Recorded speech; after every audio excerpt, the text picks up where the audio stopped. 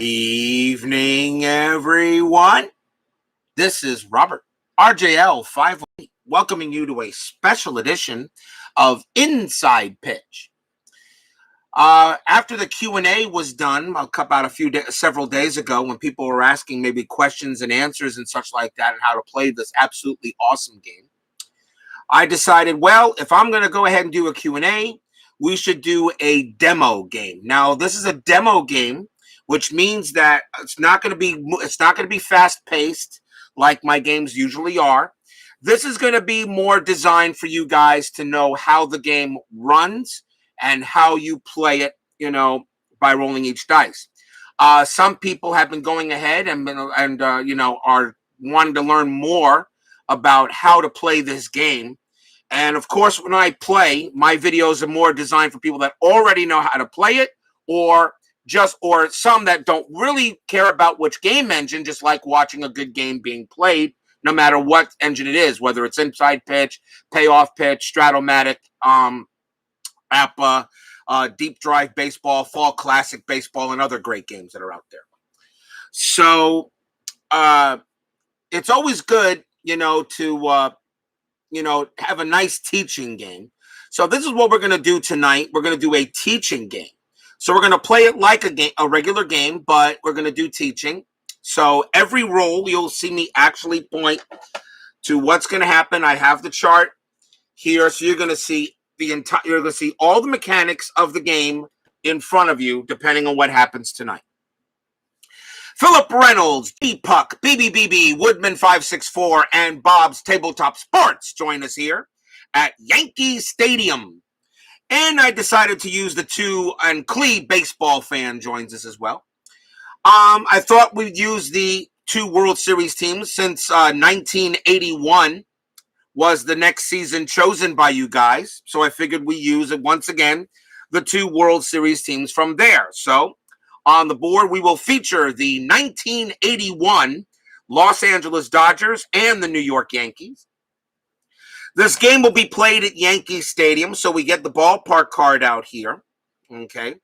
And the reason why I chose it to put at Yankee Stadium is I don't have to worry about the pitcher batting, because remember, the American League does not have their own batting cards for the pitchers, and of course I have my own, but since those are my house cards, I didn't want to use them, so I thought we'd go ahead and Steeler fans just funny, and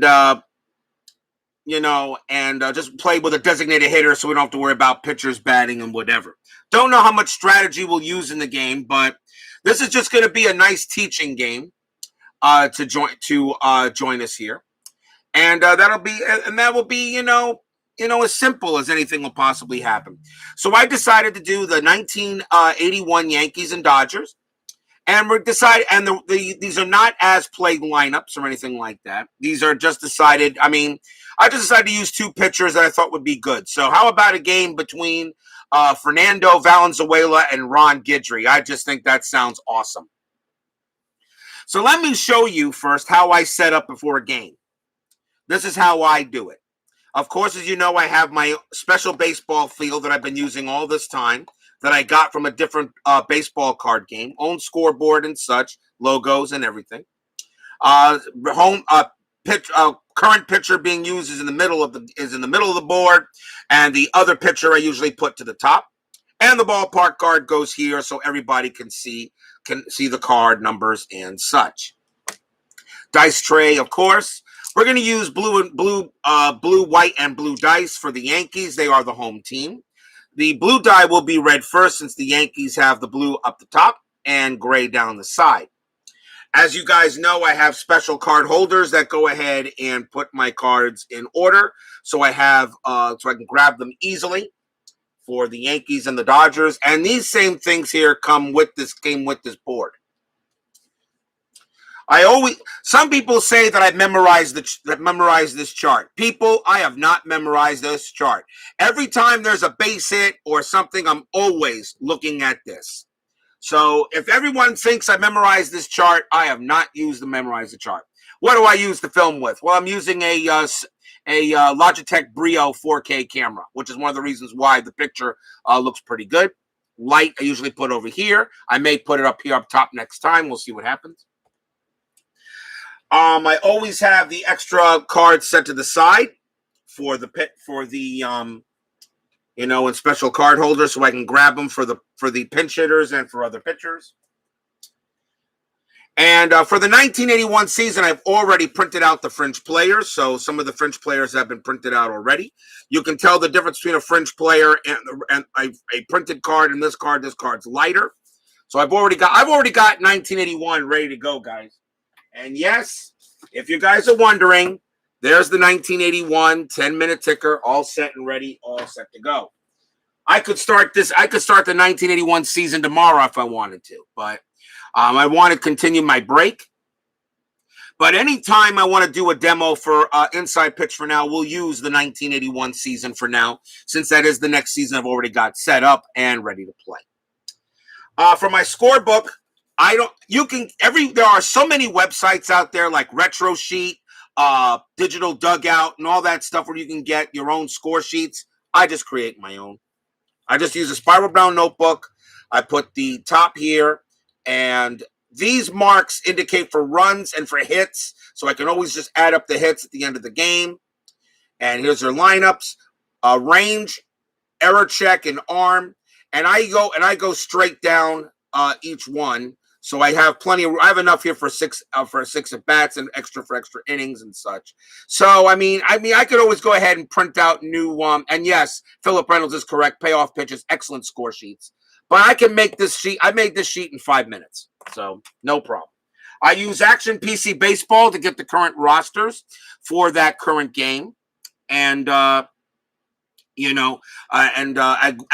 Action PC game actually follows along with me.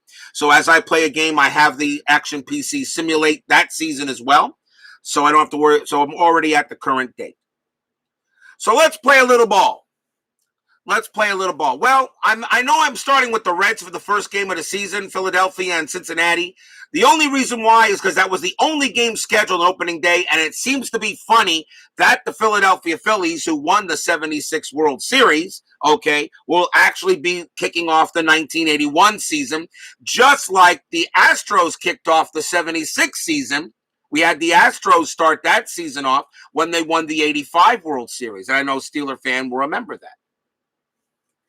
But today we're just going to play a little game of baseball between the 81 Dodgers and Yankees. So let's get to it. So what we're going to do is I'm going to show you how each role works.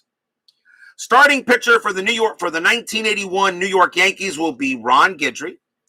And he was 11-5 that year with a 2.76 ERA. Only had 127 innings pitched. Remember, this is the 1981 season. 2 months of baseball was canceled due to the strike. We're going to have that same thing happen as well, but we're not going to have split seasons. It's going to be continuing on, where the 2-month strike is just going to basically be a long all-star break. As you can see on the card, we will use the top dice for the top, for the blue die for the top. The white die will be down the red. And you can tell by the card, you can see what kind of pitcher Ron Guidry was. He has 4 fly in the automatic out category with the double star. He has 4 fly outs and 2 ground outs. He was more of a fly ball pitcher than he was a grounder pitcher. He will go ahead and, you can go ahead and start with the Yankee hating if you want to, Bob's Tabletop Sports. Go right ahead. You want to hate the Yankees in this game? Go right ahead. And my mom just heard that and she didn't like it. But yeah, you can start. You want to start hating the Yankees? Fine. So let's go ahead and play a teaching game, and I'll show you how each thing works as we play. The lineups are my lineups. This is not an as-played lineup or anything like that. All players are available, depending on who was on the team. So let's go to the top of the first inning. And leading off for the 1981 Los Angeles Dodgers will be second baseman Davey Lopes. So Lopes is at second base. And his range is a 3 and a 2 error rating.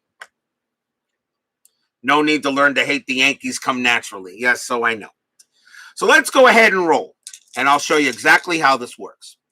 The first die roll is a 1-1. And the 1-1 on Ron Guidry, you always check the pitcher card first. And the 1-1 is a double question mark. Now, the double question mark, these are in parentheses. If Ron Guidry, there's an optional rule that states if Ron Guidry is tired, these double parentheses will exhaust Ron Guidry and he must be taken out of the game. That's an optional rule, and I do follow it. But he, of course, is his first pitch of the game. He is not tired, but the double question marks still take effect. The double question marks are here, and we look at this right here. This is the double question mark. I like to call it a pitcher result. So instead of saying double question mark, I say pitcher. I call that pitcher result. And we take a look at here. Here you can tell what happens depending on the handedness of the batter. Davey Lopes is a right-handed batter. And against a right-handed batter, a 1-16 on the D20, which is automatically rolled, would be an automatic out. And we check the D20, and that is a 3. Now, some people will go ahead if this was, well, tell you what, well, never mind. We'll just finish. We're just going to lay as it is. That's a 3. So we know that Ron Guidry automatically got Davey Lopes out. This is a star line result, which means we have to find out what the out is. So you have to roll a D6 to find out what it is. That is a 6, and that comes up as a fly ball to right field. That's an F9. So we know that is a fly out to right. So I will go ahead on Davey Lopes, and I will mark a fly out to right, and there is one down. And what I did not get was my out scores. So let's get this here. This is my outs, which I forgot to get out there. So you guys can always see how many outs are on the board as well as the infield positioning. Now, it's not Tiger leader Brian Patterson, but that will be coming. World War II leader will be coming here soon, guys, but that's for another time. Good to see you, Brian. So we already have one out. The next batter is going to be Ken Landreau. Landreau normally plays center field, but I'm going to have him DHing this game. So he's going to be the designated hitter for the Dodgers in this game. Okay? And you can see how Kenny Landreau had 390 at-bats in 81 and batted .251. He can hit home runs. He had 7 home runs. He hits very well against lefties and not too bad against the righties. So we roll the dice. Next die roll is a 5-3, and this comes as a home run with a question mark. Now, this means a home run chance is what I call it, a home run with a question mark. So now you check Ron Guidry's section here, home run with a question mark. Landreau is a left-handed batter, and against a left-handed batter, Ron Guidry has a 0. Now, these numbers are not modified in any way by the stadium, so it would be a 0. So against left-handed batters, Ron Guidry should not give up a home run. Will not give up a home run. So this becomes a blank, and that means now you roll on the batter card. The batter card comes a 6-1, and I re-roll the D20. Some people do not. To me, it's just easy to pick up all the dice and re-roll it. It really doesn't matter. It's okay if you don't want to re-roll the D20 again. I just go ahead and do it. It just makes sense. So 6-1, and we now go to the batter card. A 6-1 for Landreau is a 2-star 6. This is a star line 6, which means this is going to be an automatic out. And again, we go to a 6 over here. So we check the star line 6 on the pitcher card, which is Ron Guidry. And that again goes back to the 6 number. And that is going to be a fly out to right. So Landreau is out on a fly out to right as well. So both him and Lopes flew out to right field, and they're now 2 outs. Next batter for the Dodgers will be left fielder Dusty Baker. He had a very good season that year. He batted .320, 9 home runs. He had 400 at-bats. He played in pretty much almost all the Dodger games, 103 games that year. So Dusty Baker is in left field, and he is batting third. So again, we go ahead and check Ron Guidry's card, and that is a 4-2. And that is a hit by pitch. So far, everything we've wrote on Ron Guidry has been kind of special. A hit by pitch. It is a possible hit by pitch. What you do is you check Dusty Baker's hit by pitch rating here on the card. It says HBP, and the number is a 2. Ron Guidry has a hit by pitch rating of -2 here.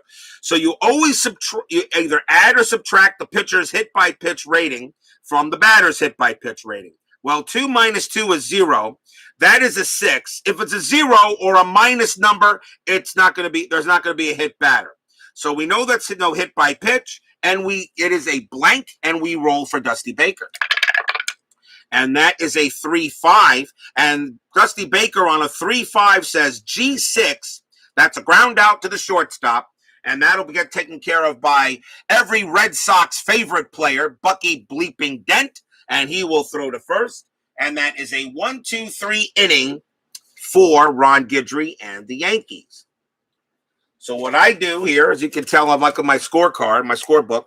I got the 3 outs. I put a line here which tells me Garvey is the next batter in there.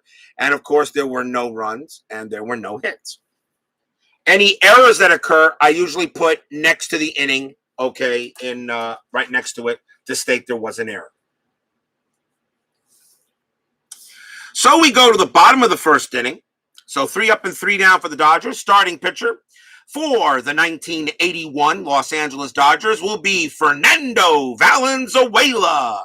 Fernando Mania is alive and well, and he had an awesome year. 13 wins, 7 losses, a 2.48 ERA. He had 180 strikeouts and only 57 walks. So he had pretty good control, Valenzuela. Very good fielder, too, for as big as he was. A range of 5, so he's got very good range at the pitcher spot. Error rating, about a 40% chance he'll make an error if an error chance is coming his way. You can see Fernando Valenzuela has G4, G6, G4, F7, F8, and F9 on the top of his card. So he was a neutral pitcher. He gave up grounders and he gave up flyouts. So let's go to the bottom of the first inning. And leading off for the 1981 New York Yankees, second baseman Willie Randolph. Randolph batted .232 that year. Had only a couple of home runs. Had 357 at-bats. So Randolph is at second base. Good second baseman, a range of 4. About a 30% chance to make an error if it's hit his way. And very good on pivot. A +1 arm means he's got good pivot. So this really helps the double plays. So we roll on Fernando Valenzuela's card. And that is a 1-3. And that is a range play RP at sign. This means range play at the park. So we go to Yankee Stadium, and now we check Yankee Stadium. So Willie Randolph's card will not be used for this. Yankee Stadium will tell us what the result will be. Yankee Stadium had a .246 batting average that year, a .362 slugging percentage, only about 71 home runs. So a bit of even though there are 2 home runs in the matrix and a decent home run chance, I'm going to say that's more of a kind of a neutral to maybe a pitcher's park. A bit of a pitcher's park that year in 1981. A little bit, maybe neutral. If you want to say it was neutral, that's fine. Of course, remember, there would probably be more home runs if the season didn't lose about almost 60 games out of the year. So probably a neutral park could become a pitcher park. So we now go to Yankee Stadium. We roll all the dice again. And it says 5-1. 5-1 on Yankee Stadium is F8. And that is going to be a fly out to center for Willie Randolph. So he gets no help from the stadium. I'm sorry, wait a minute. That's a range play. My bad. Range play. My bad. So F8, that is a range play at the park. So it's a fly ball to center field. So we actually have to check the range play of the center fielder. The center fielder that I have for the Dodgers in this game is Darryl Thomas. Darryl Thomas's range in center field is a 4. He doesn't make any errors out there. Has a -2 arm, so he's very good at it with an arm. Very good with an arm. So Darryl Thomas has a 4 range. So what you do is you roll a 1d6. If it's a 1 to 4, it's going to be an out. A 5 or 6, it's going to be a hit. It was a range play at the park. So we'll roll this and see what it is. That is a 4. And, of course, Darryl Thomas's range is a 4, so he will make the catch anyway, and that is out number 1. Next up for the Yankees, center fielder Jerry Mumphrey. Mumphrey batted .307 that year. Good season for him, 319 at-bats. He had 6 home runs. Jerry Mumphrey I have in center for the game. So let's see what we got for Valenzuela. and that is a 4-5, and that is a K. This means it's a possible strikeout. So you check the strikeout rating of the batter against the handedness of the pitcher. Jerry Mumphrey against lefties has a strikeout rating of 5, but Yankee Stadium adds 2 to strikeouts. So it was a little bit easier to strike out at Yankee Stadium than it was other parks. So that becomes a 7. Then you check the D20. That is an 11, and it's higher than the 7, so there's not going to be a strikeout. So that means Mumphrey gets to swing the bat. It's a blank, and that's a 4-6. And now we come to a question mark 8 on a 4-6. This is a ball hit to center field, and now you check the upper part here. Against the now what you do is you check the pitcher's handedness, it's a lefty, and you're going to check up here.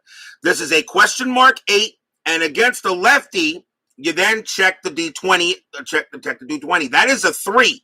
And against the lefty, Jerry Mumphrey didn't hit lefties very well, but in this case, he got it. That is a 3, and you can see an S equals 1, a D equals 2 to 4, and a T equals 5 to 6. That is a 3. That falls into a 2 to 4, and that is going to be a double for Jerry Mumphrey on Valenzuela. So Jerry Mumphrey gets a hit. I mark it on the card that he's made it to second. And if you want to know how I do the hits, and you can see here that I mark it here with a second base, circling it, knowing I got a hit to put it up here later, and of course where he's at. So Jerry Mumphrey gets a double, and that the next batter will be left fielder Dave Winfield. Of course, remember seeing Winfield on the 76 Padres. He's on the 81 Yankees. Not as good range in 1981 that he had with the Padres in 76. His range in left field is a 2, and he makes an error about actually 10% of the time if it's a fly ball, 20% if it's a grounder or so, because he has a 4 in left field.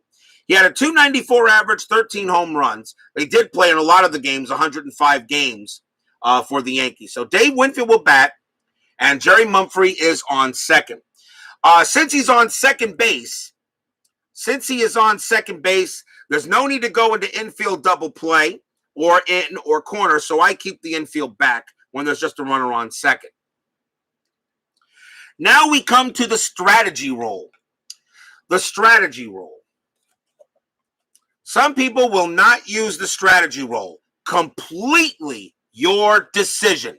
If you do not want to use the strategy roll to decide if there's going to be a possible steal, possible hit and run, possible bunt, anything like that, completely your decision. The strategy roll I use, tells me what play may be available. And also the strategy roll is necessary to find out if the pitcher has a pickoff chance. So in a quaint way, the only way, if you're not going to use the strategy roll, you should still roll it anyway, because you got to find out if the pitcher gets a pickoff. Because if you don't roll a strategy roll, the pitcher is not going to get a chance for a pickoff play either at first, second, or third. So the strategy roll works as simple. A steal attempt is attempt plus hold. Let's go ahead and take a look at Jerry Mumphrey's card. Jerry Mumphrey has an attempt rating of 5 to steal. Fernando Valenzuela has you can take a look at his stolen base rating, and you got a number here and a number here. The number on the left is the number you add or subtract from the batter's attempt rating to see if the base runner gets the jump. The number on the right is the number added, to the actual steal result to see if a stolen base is made. So Jerry Mumphrey, does he have a chance to steal third? Well, we'll find out. Mumphrey has a 5 plus 2 is 7. However, to steal third, in order to get a jump to steal third, you divide that number by 2, and you round down, according to Chris. So if you have a 5 plus 2 is 7, you're going to divide that by 2, and it's a 3.5. You lower that down to a 3. So a 3 or lower on the strategy roll, Jerry Mumphrey gets a jump to take third base. Completely your decision. If you, of course, you know me, I will call off a steal. I don't play it hard and fast. Now, What about the hit and run? Dave Winfield, the new hit and run rules, okay, used to be what the old rules used to be a hit and run, you just add 2 to the number. So in this case, it'd be a 3. If it was a 5, all right, a possible hit and run. I don't hit and run with runners on second base anyway, okay? But just for the sake of argument, Winfield, what you do now with the new hit and run rule chart hit and run chart up here, Dave Winfield against lefties has a strikeout rating of a 9.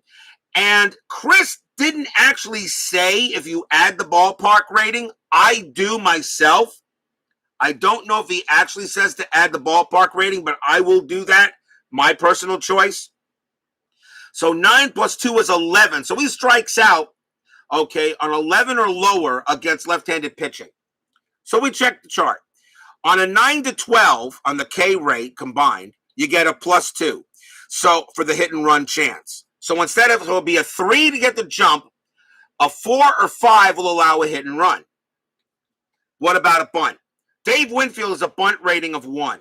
The only way you can get a bunt, the bunt chart comes up here, and there's no way against a regular he can make a bunt here. So he's not going to bunt. Pitchers will bunt on an 18 or 19 if you want to use the bunt check to see if a bunt is available to you. Well, we're not going to do a hit and run, but we will check to see if Mumphrey gets the steal. And, of course, on a 20, Fernando Valenzuela does get a pickoff chance. He's got a very good pickoff move here. A 1 to 7 and an 8. 1 to 7 is a pickoff, and an 8 would be an error. So let's first see if Mumphrey gets the jump. He has a 1. He does. So Jerry Mumphrey actually gets a 1, so he can steal third. To steal third, Mumphrey is a 12. Plus 2 is 14.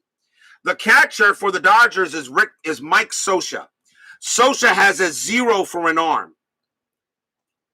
So to steal third, it's a straight 1 to 14, okay, for Jerry Mumphrey to steal third. But with Dave Winfield at the plate, I'm not going to, that's a 70% chance for Mumphrey to steal third.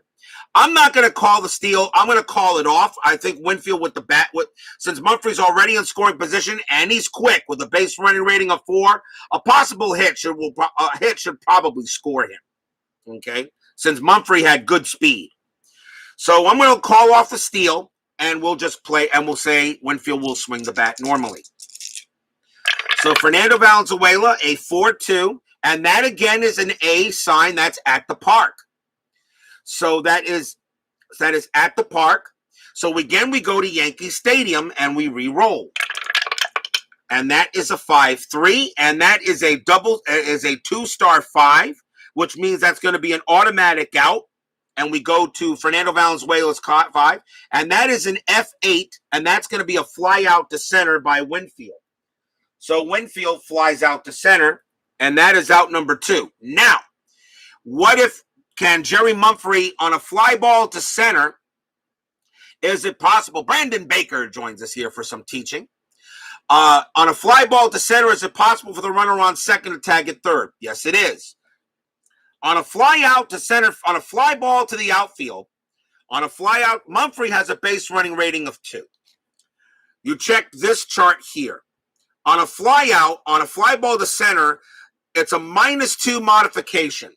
So his base running rating is a 2. So then it's a fly out to center. You check the center fielder, and the center fielder, okay, is Darryl Thomas. And he has a -2 arm. So a -2 from center field and on a ball at the center field and a -2 arm makes that a 0 for Jerry Mumphrey. Since it's a 0, there is no way he can tag at third. He automatically stays at second. Baseball Demos joins us here. Yes, had Mumphrey stolen, it could be a sacrifice fly. You are correct. And Dave Little joins us. You are correct, Dave. Yes, you are. But with Dave Winfield at the plate, I just don't think you do it. But like I said, this is just a teaching game. I'm not maybe if this was a World Series game, I might have had Mumphrey try to steal. But Winfield is out, and that is out number 2.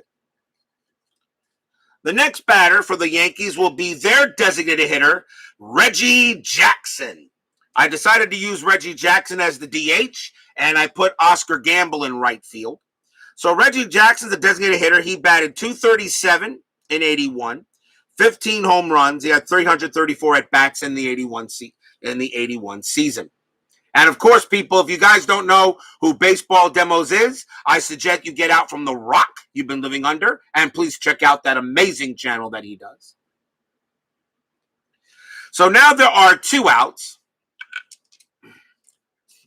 Yeah, I know. That's what Ronald Spursky told me in the Facebook. That was funny.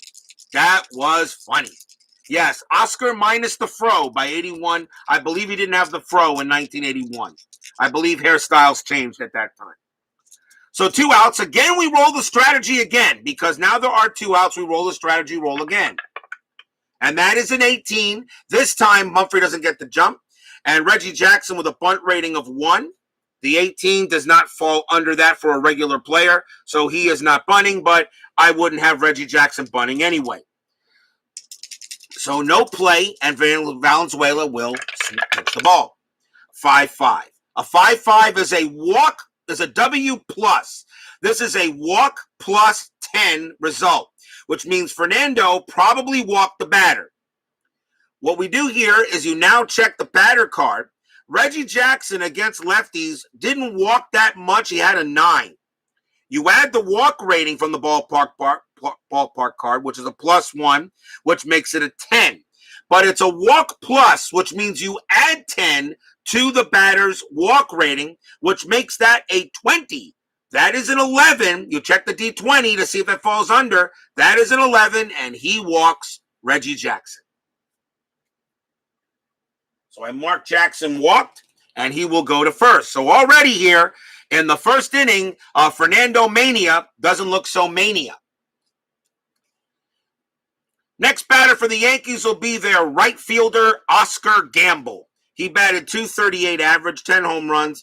And he played in most of the games at 189 at bats, though. He was in most of them. 80 games is about pretty much 3/4 of the 81 season.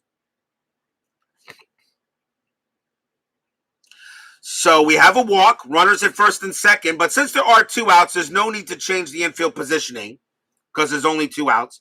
We again will roll a strategy roll to see what anything happens.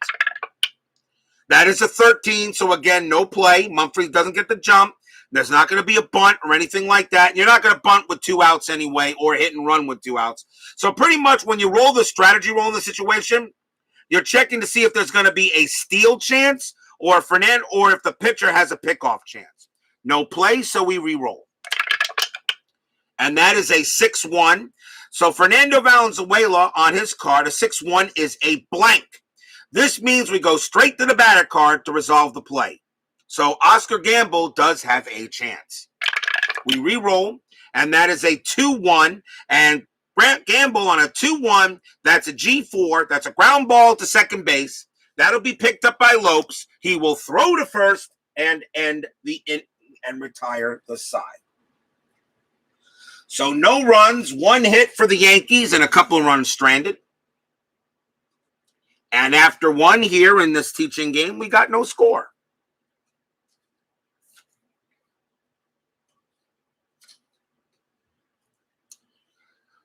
So we go to the top of the second. So here comes Ron Guidry. We got 2 lefties on the mound in this game, in this teaching game, by the way. Go Dolphins, by the way, Clee baseball fan. Fins up. Hope we can beat the Patriots this Sunday. So Guidry comes back on the mound. And leading off for the Dodgers in the top of the second will be Steve Garvey. And he is at first base, had good range that year at first, and didn't make many errors, only has a 1. So it's going to be very difficult for Garvey to make an error at first. Okay. Of course, knowing how things may go with my dice, he'll probably make 1,000 of them. But at first base, he has a good ranger. So Steve Garvey leads off the top of the second for the Dodgers. So we roll the dice. And that is a 5-4. So Guidry says, now in this game, you have an S1 in parentheses. This is a fatigue roll if Ron Guidry is tired. He can pitch to 23 batters before being tired. The 9 is the pull rating, which means how many walks, hits, or runs he gives up. If he's reached that amount combined of a 9, you can pull. He can be pulled. This is again an optional rule done by Chris. I don't use this. I usually only use it depending on the ERA of a pitcher during certain games. I kind of gauge how the pitcher's doing. Okay. But Ron Guidry has got 23 batters he can face before being tired. He's only pitched to 3, so we know he's not tired. So this becomes a blank. That is a blank. That's because Fernando Valenzuela has a batting card and Ron Guidry doesn't. Remember, the pitchers in the American League didn't bat and didn't have the designated hitter. So that tells you the double pound sign means Chris is telling you there is a batting card for the pitcher. Has his own batting card. Fernando Valenzuela does have his own batting card. That's what that means. Ron Guidry does not have his own batting card. So if I wanted to use him in a National League ballpark, okay, I would be using my house-made generic pitcher hitting cards for that. But that's why I chose the American League ballpark, so I didn't have to worry about the pitcher batting. And I didn't want to use the generic cards because they're not official. So we know that Ron, so this was an S1, but he's not tired, so that is a blank. We go to Steve Garvey's card and re-roll. And that is a 3-5. And on his card, a 3-5 is an F9, and that is a fly out to right. So four Dodger batters, and 3 of them have flown out to right field. Next batter is the third baseman, the Penguin, Ron Cey. Ron Cey, a 288 average, 13 homers. Had a lot of at-bats that year, 312 at-bats. So Ron Cey will go up against Ron Guidry. So Ron versus Ron. So we roll for Guidry. That is a 1-5. Now here, a 1-5 on Guidry has a very interesting split. This is a split. When there is a division sign in the box, that is a split. Which means against a left-handed batter on the left side, you check against left-handed batters, and on the right side, you check against right-handed batters. Ron Cey is a right-handed batter, and in this case, against a right-handed batter, this is a walk plus 10. If Ron Cey was a lefty, it would only be a walk chance. So this is a walk plus 10 against a right-handed batter. Ron Cey against lefties is an 11. He has a +1 from the stadium, which makes him a 12, but he gets a +10, so that's going to be a 22. Well, pretty much on any plus roll, if you look at the D20 that's rolled, anything under a 10 is an automatic walk, pretty much, unless the stadium has a major minus sign for walks. That is an 8, and Ron Cey is walked by Guidry, and the Dodgers have their first base runner. Next batter up for the Dodgers, the original beast mode, in my opinion, right fielder Pedro Guerrero. And this guy was a beast. For the 80s, Guerrero was a beast. And Guerrero had an awesome season. Batted .300, 12 home runs.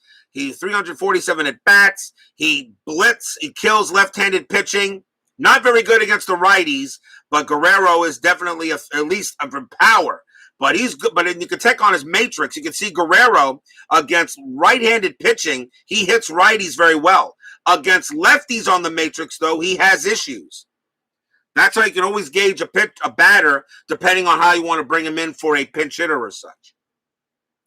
We have Ron Cey at first. We have to throw a strategy roll. Now, in this case, with a runner on first and 1 out, we will put the infield at double play depth. Double play adds 1 to double play chances, but subtracts 1 from range plays from the fielders that are in double play depth. Remember, you can position any infielder any way you want. So if you want the third baseman in, shortstop back, second baseman back, first baseman in, or first baseman halfway, you can do that. There are any amount of combinations you can have, but you should remember, depending on where the ball is hit to, where the fielder is positioned at. So infield double play depth, all the infielders are halfway in. So Ron Cey has an attempt rating of an H. This means the only way he can take a steal is on a hit and run attempt. Pedro Guerrero, has on a hit and run attempt. So we still roll the strategy die because Guidry has a pickoff rating of 1 to 2. But Ron Guidry, however, has a -1 against steals. So it's going to be pretty practically impossible. Now, Pedro Guerrero, though, against lefties is a 13 for strikeout, +2 is a 15. And on the hit and run chart, a 15 would be a +1. So really, there's no way Cey is going to steal this steal, but there is a pickoff or a bunt chance. So I roll anyway. That's a 7, and nothing's going to happen here. So Pedro Guerrero is just going to go ahead and swing. So Ron Guidry makes the pitch, and that's a 1-5. Again, the same one here, a 1-5. Guerrero is a righty, and Guidry against a right-handed batter is again a walk +10. And Guerrero against lefties is a 10. +1 is 11. +10 is 21. That 16 will walk him. And so Guidry has gone ahead and walked 2 batters in a row. So runners at first and second. Guidry had only 26 walks that year. There's not many walks on his card, but right now he's hitting them. So runners at first and second will keep the infield double play depth, bring up the next batter for the Dodgers. And that will be the catcher, Mike Scioscia. Scioscia, very good catcher that year. 4 range, 4 pass ball rating. So anything of 4 or less, he'll prevent a pass ball. Not bad with error, 7, a 35% chance of an error if an error chance comes his way. He has no arm though, so he doesn't add or subtract on stolen base attempts. He did bat .276, couple of homers, and he pretty much was the main catcher for the Dodgers at 290 at bats. So again, I roll a strategy roll to see if Ron Guidry is going to do anything. No hit and run anyway, because Cey is at second base, and I don't hit and run runners on second. So there's no chance for him to steal, but there could be a pickoff. And that is a 16. So not a pickoff, but Scioscia has a bunt rating of 3. And you can check the bunt chart. His bunt rating again would be an 18 or a 19 for a possible bunt. Again, this is all optional, but this allows you that this chance can come up if you want to play it. I'm not going to bunt with Scioscia with a 276 average. I will let him swing. But there's no bunt anyway, so because it was a 16. So we just go run the play normally. So Guidry will roll. So that is again a 1-5. Wow. Again a 1-5. Same cell again. Only this time, Scioscia is a left-handed batter. And that is just a walk. Scioscia against lefties is an 11.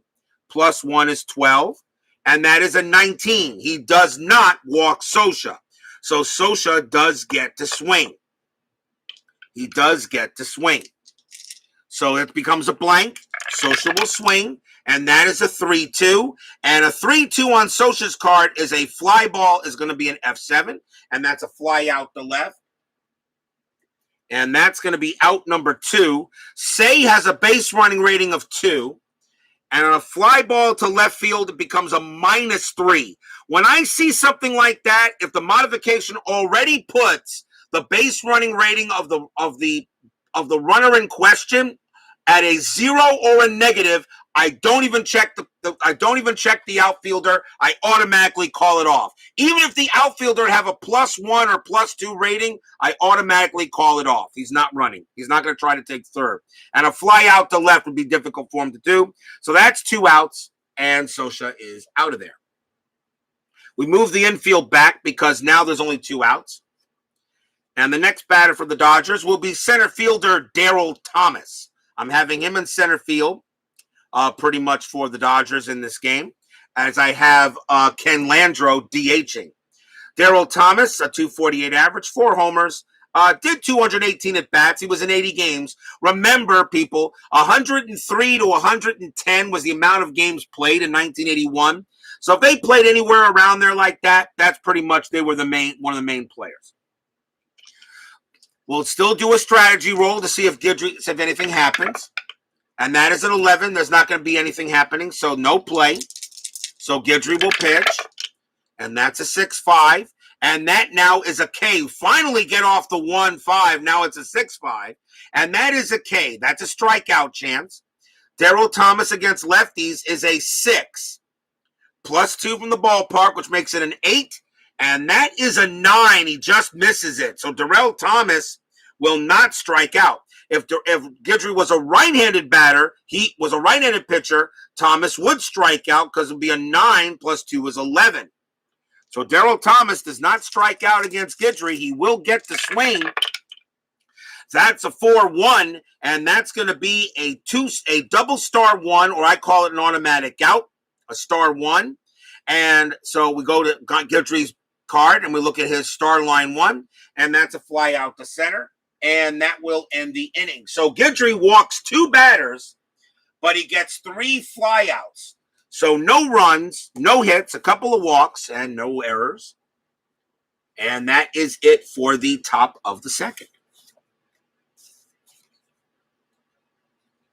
So Guidry gets out of a little jam there. And we now go to the bottom of the second. So Fernando Mania comes back out on the field. Leading off for the Yankees, third baseman Greg Nettles. He batted .244. He had 15 home runs that year, 349 at-bats, 103 games. So pretty much Nettles was an everyday player for the Yankees. He has very good power against both sides of the plate. He's better against righties and against lefties, at least on the hit column, okay? But in the matrix only, he's a little better against the lefties than he is against the righties. So Fernando will make the pitch. And that is a 3-4. And again, now you have a K and a parentheses W. The parentheses W is only if the pitcher is tired. So it's a strikeout chance, but if he was tired, it's a walk chance. It is not an automatic walk, as some of us, including me, once thought it was. It is not an automatic walk. It is a walk chance, but if the pitcher is tired. And of course, since I use the optional rule that removes a pitcher when he hits a fatigue rating, if he's tired, Fernando would be gone. But he is not tired, so this would be a K, so it's a strikeout chance. Nettles against lefties is a 17, so he strikes out pretty much against lefties. Yankee Stadium add +2 is a 19, that's a 6, and Valenzuela gets his first K of the game. How long does an average 9-inning games take? Philip, come on. How many games of mine have you watched? And how long do they usually take? What, about an hour? An hour? I'll be on. Since I announce these games, my average games are about an hour to 15 minutes to an hour and a half, okay, if I'm announcing. If you just play this game outright, you'll be done about 40 minutes. So if anybody tells you that once you have the game down pat, and if anybody tells you it's going to take a long time to play, the answer is wrong. It does not take that long to play, if you know the rules straight out right. Coming up to bat for the Yankees will be Dave Revering, and I have him at first base, and he was really their main first baseman in 1981. He had 206 at-bats, 233 average. Dave Revering is the main Yankee first baseman for that. So we have 1 out. Not a problem, Brandon Baker. Join up your dugout steps. I heard a lot of good things about it. I would love to see a demo of that game. I really would. So Valenzuela will make a pitch, and that is a 1-1. And that, again, is a strikeout chance. Revering is a lefty, and Valenzuela is a lefty. Against the lefty, Revering is an 11. +2 is 13. That is a 17. So Revering does not strike out against Valenzuela. So that becomes a blank. So we roll for Revering, and that is a 3-4. On a 3-4 on Revering's card, that's an F8, and that's a fly out to center. And that is out number 2. Next batter for the Yankees will be the catcher, Rick Cerrone. I always felt Rick Cerrone got a little bit of a bum rap after Thurman Munson passed away in the crash. always felt Rick Cerone was a capable catcher. I don't know what I don't know what how people thought about Rick Cerone. I thought Cerone was pretty solid. A little, I mean, he wasn't great. I think he was above average. I thought he was a pretty decent catcher, Rick Cerone. I had no issues with him when he was catching for the Yankees. He was capable, filling in for Thurman Munson. So Rick Cerone, yeah, serviceable catcher. A clean baseball fan will agree with it. Serviceable. He could do the job. Cerone batted .244, 2 home runs that year. He was very much the main catcher, 71 games. Not average catcher, 3 range, 3 pass ball, and a 6 for error rating. No arm. Serviceable. Serviceable. He could do the job. Valenzuela will make the pitch, and that's a 1-1. And again, it becomes a strikeout chance. Cerone against the lefty is a 4. But against with the Yankees Stadium, though, you add 2, which makes that a 6, and that is a 5. So because Yankee Stadium added a little bit more to Rick Cerone's strikeout rating, Valenzuela gets him out. That is strikeout number 2 for Valenzuela, and that is a 1-2-3 inning for the Yankees. And after 2, we got no score.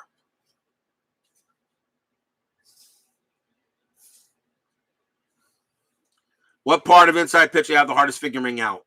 When the base running was the hardest I had to figure out at the time, Philip. Not anymore. You guys know how quick I can play this game right now. So I got it all figured out. If I do have I do sometimes pass Chris a rules question here and there. But I pretty much got the game figured out. The hardest was the base running, but right now that's second nature to me. And if people say I have the chart memorized, that is not true. The chart is right here. Right here for me to glance at it so I can take a look. I have not memorized anything. So top of the third, and leading off for the Dodgers will be their shortstop, Bill Russell. Russell batted .233, no homers, as you can see with zeros, but he was the main shortstop. He had 82 games. So top of the third inning, Guidry back on the mound. Let's see what happens.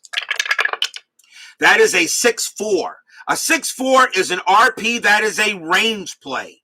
And this comes off the batter card. So now we have to see if the defense can make a play here. Kind of like the range play at the park, except this one is a range play from the batter. So we re-roll the dice. And Russell gives us a 6-5. And a 6-5 is a G1. So this is a comebacker right back to Guidry. So Guidry's range is, luckily this card is already on the field. And his range is a 3. So on a 1-3, Guidry will make the play. It is a 5, so it is not make the play. So Russell hit that pretty good. Richard Guidry, was really a very difficult play for him to make. He can't get it. So that G1 becomes an S1, and that is a single up the middle for Russell, and Russell will get a base hit. That is also the first hit off of Guidry in this game. So Bill Russell gets it. Was 81 or 82 the last year for Garvey, Say, Lopes, and Russell? Baseball Demos may be able to answer that because Baseball Demos, Dave, is doing a 1982 Game of the Week in Stratomatic. I know he's played Dodger games, Baseball Demos. Maybe Dave would know if the Dodgers had the Garvey, Say, Lopes, and Russell Infield in 82. Not 100% sure. I mean, I do have the 82. Remember, I have all the inside pitch seasons printed, behind me. But I'm not. But 82, I don't know. Dave might be able to answer that question. I'm not sure. He may be able to tell me if it was Garvey, Say, Lopes, and Russell. I don't think Garvey went to the Padres until 84 or something like that. Was it 83 or 84, 82? I'm not sure. David Baseball Demos maybe will answer that question. So we have a base hit by Russell on a failed range play by Guidry. So we go to the top of the order, and here is Davey Lopes. Lopes has got a good bunt rating here. Lopes has got a good bunt rating of a 4. So he's got a good chance to bunt Bill Russell over. The infield is at double play depth. So let's first check the strategy and see if anything happens. Strategy roll is a 17. Well, Bill Russell has an attempt of 1, so he doesn't get the jump. And of course, a -1 here would be a 0. Davey Lopes against the left-handed pitcher is a 7 plus 2 is a 9. So he only adds +2 to the hit and run. So the only way they would have had a hit and run a chance would have been on a 1. That's a 17. There's not going to be a hit and run. A 17 means that Ron Guidry has no pickoff. But now let's check. Davey Lopes is a bunt rating of 4. Does the 17 fall in the bunt rating chart? Yes, it does. So for a regular batter, a 17 to 19, a 4 comes up. That is a bunt. So that means a bunt can be attempted by Davey Lopes if I want to. With a bunt, with a baseball, with an average of 206, we're going to do a bunt here, and I'm going to show you the bunt now. So luckily this had come up because now I can show you the bunt. So Davey Lopes has a bunt rating of 4. The 17 falls in that, so we can do a bunt. The infield is a double play depth. I did not bring the corners in. So on a bunt attempt, okay, you use this chart here. This is the only chart in Inside Pitch that resolves a play. Everything else is rolled by the dice. The bunt chart and the squeeze bunt charts are the only charts that resolve a play. You roll the dice and you get a result. It's not every other chart in Inside Pitch only modifies a dice roll to get the final decision. The dice decide every play in Inside Pitch, but this is the only chart that actually goes ahead and resolves a play on its own. When you do a bunt, when you run on a bunt chart, hit by pitches and wild pitches are resolved normally, but strikeouts and walks are halved. So Davey Lopes has a 9 against the lefty. Lopes is a 19. Okay, you still add the walk rating, so that would be from the ballpark. So that'd be a 20. So in order for Guidry to walk Lopes, it would have to be under a 10, not a 20 to walk him.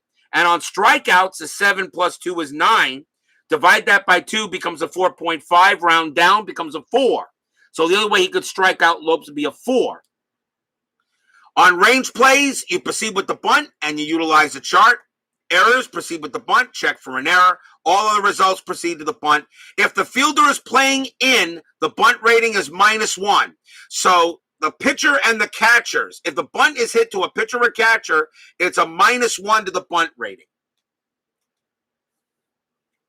So so first thing is we got a bunt attempt. So now we roll on Ron Guidry's card to see what the pitch is going to be. Dave Lopes is going to bunt.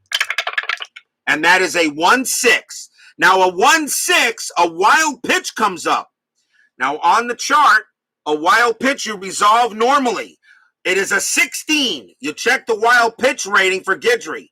A 1 to 13, that's not a wild pitch, but it is a possible pass ball of 14 to 16. So Guidry might have uncorked the bad one.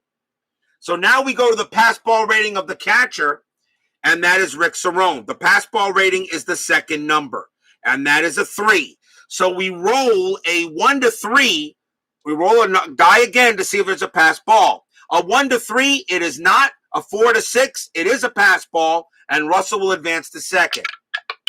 It is a 5. It is a pass ball. It gets past Rick Cerrone, so it's not a good play by Cerrone, and Russell automatically advances to second. So even though he was attempting to bunt, a pass ball allows Bill Russell to go to second. So how about that? Now with a runner on second, the double play, I take off and make the infield back, and now I re-roll the strategy roll. You should always re-roll the strategy if you use it, and like I said, some people don't. If you use the strategy roll, you should always re-roll it if base running changes positions or for a new batter. Since Bill Russell went to second, I'm going to re-roll the strategy roll again to see if something comes up. That is a 9. This time, there is no bunt that comes up for Davey Lopes, and Bill Russell's not going to do anything with a 1 here, and no pickoff rating or anything. So now there is not going to be a play. Now, of course, if you don't use a strategy roll and you still want Davey Lopes to bunt, you can. You can if you want. If you're not using a strategy roll, just have Dave Lopes still bunt and still try it again. But since I use the strategy roll as a suggestion to tell me what kind of plays available, I'm going to go with the 9 and say now Lopes will hit away. So now it's going to take off the bunt. So we're not going to use the bunt chart. Now we're just going to go back to the normal way. So Ron Guidry will go ahead and pitch a 6-5. That's a strikeout chance. And against the lefty, Lopes is a 7, plus 2 is a 9. That is a 9, and he struck out Davey Lopes this time. So Lopes goes down on strikes, and maybe I should have bunt. That is the first strikeout for Guidry. He had 104 of them in 81, and that's the first out. Only 1 hour. 1 hour into the game. We're only in the third inning. I'm not working tomorrow, so I can get this game in. So here's Kenny Landreau. He'll go ahead and bat next. Landreau is 0 for 1. So let's check the strategy roll again, see if anything happening. That is a 7. There's not going to be a play. Like I said, if there's a pickoff chance, you should roll for the strategy roll of anyways. And I will say this. If you are not using the strategy roll, but you want to steal, you should roll the D20 to see if the runner gets the jump. Because if he doesn't get the jump, you shouldn't steal. So if you want to go ahead and not use a strategy roll, but you're going to steal, I wouldn't just call an automatic steal. I would roll to see if he got the jump and utilize the pitcher's ability to hold. So Guidry will pitch, and that is a 6-1. And again, the K/W shows up.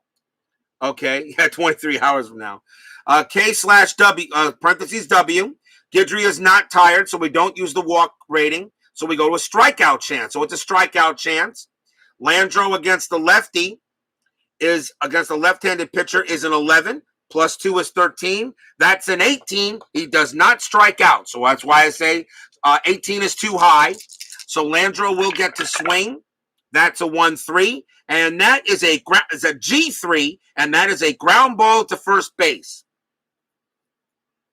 So that's a ground ball to first. So the ball was hit to Revering. He makes the play himself. That's out number 2.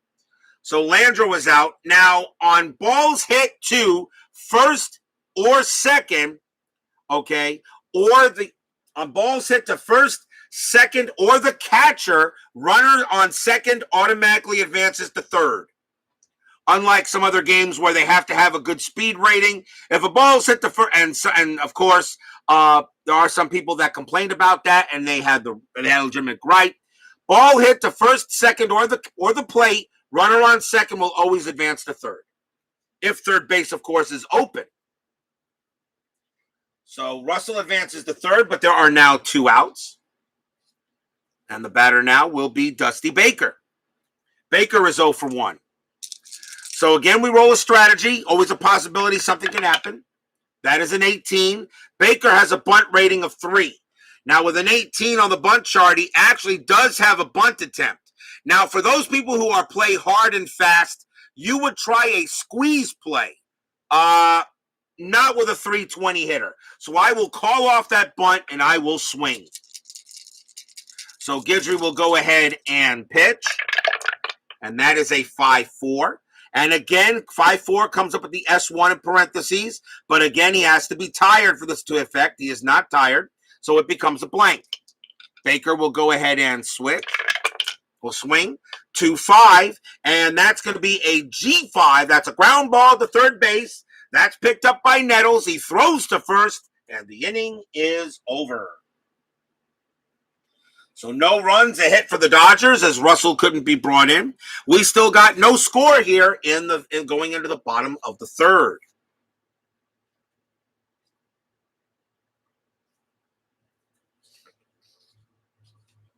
As DJ John 4444 joined us, I am sorry, sir, I did not see you. So we go to the bottom of the third inning. And leading off for the Yankees, every Red Sox fan's favorite player, Bucky Bleepin' Dent. He is at shortstop.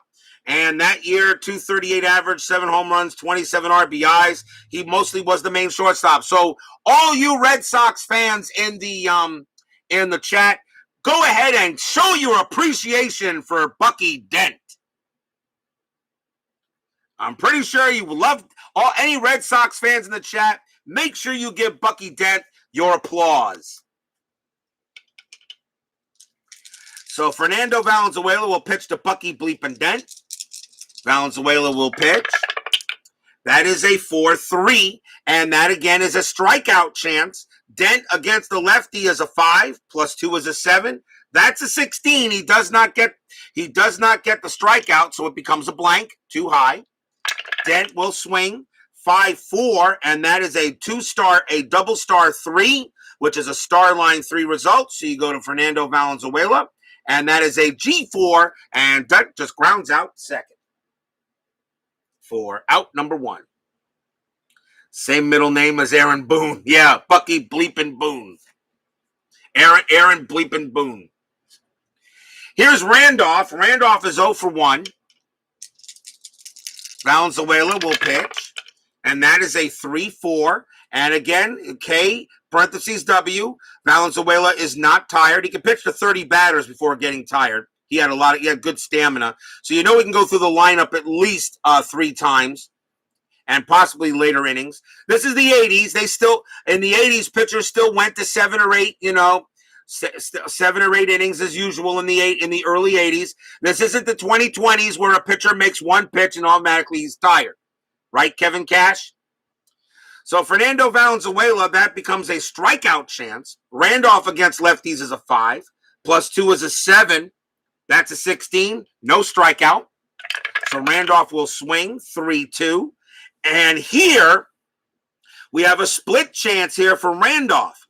That is a 3-2 against a right-handed pitcher. Really, Randolph would have smacked a double into center field.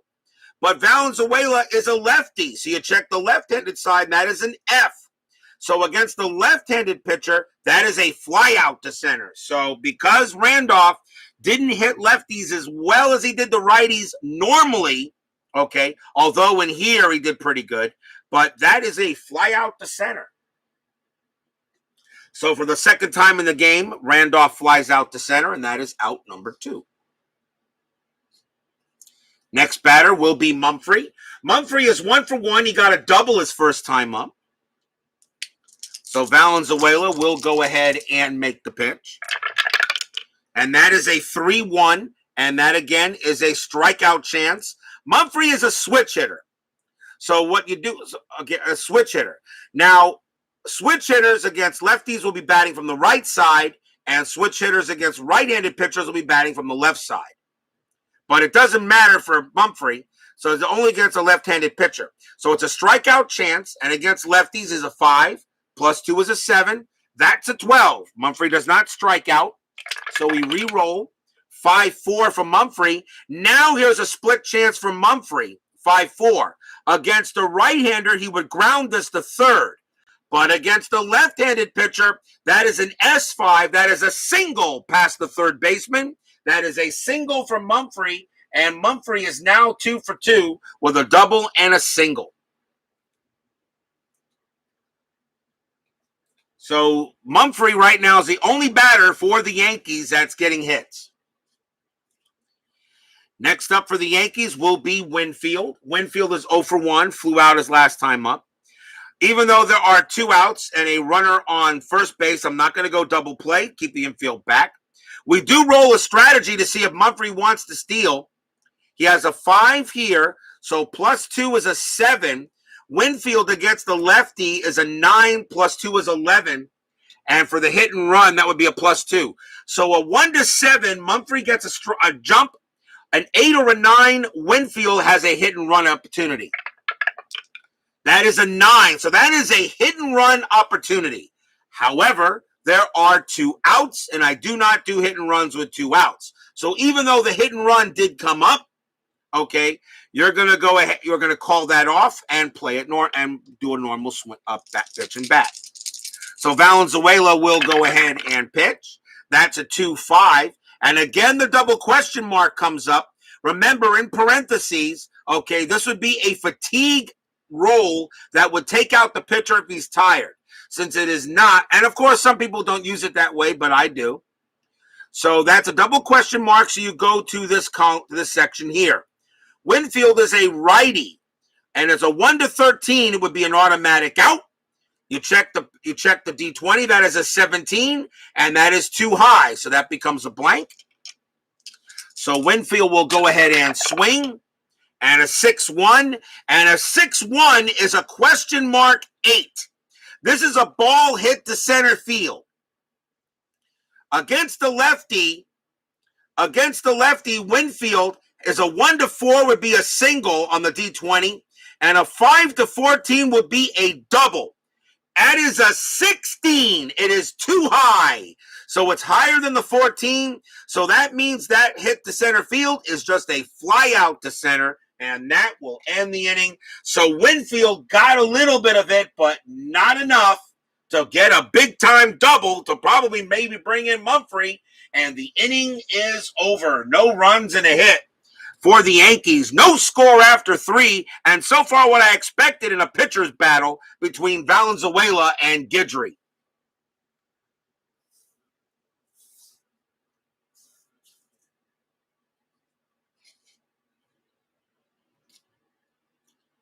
So we go to the top of the 4th. Go to the top of the 4th inning here. Leading off for the Dodgers will be Steve Garvey. Garvey is 0 for 1. So we'll go ahead and make a pitch. So Guidry will go ahead and pitch. And that is a 1-4.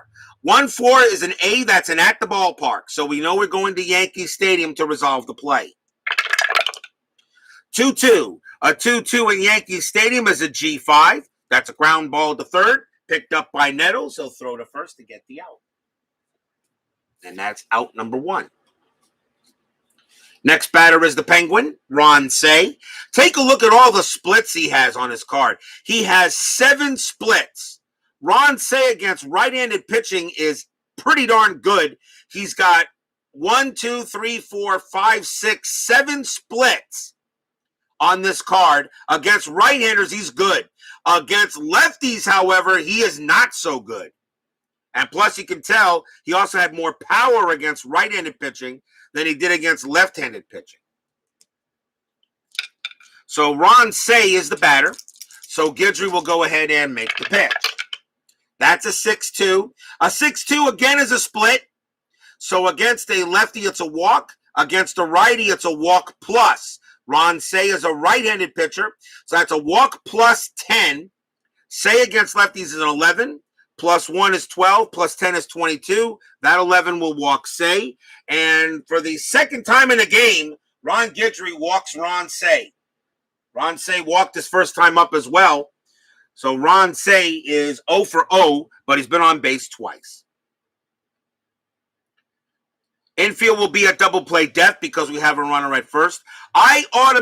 Pretty much, guys, if I have a runner on first, I will automatically have the infield at double play depth unless I tell you they are not. There are some times you can still play the infield back and have a very good chance at a double play without taking a chance on a failed range play.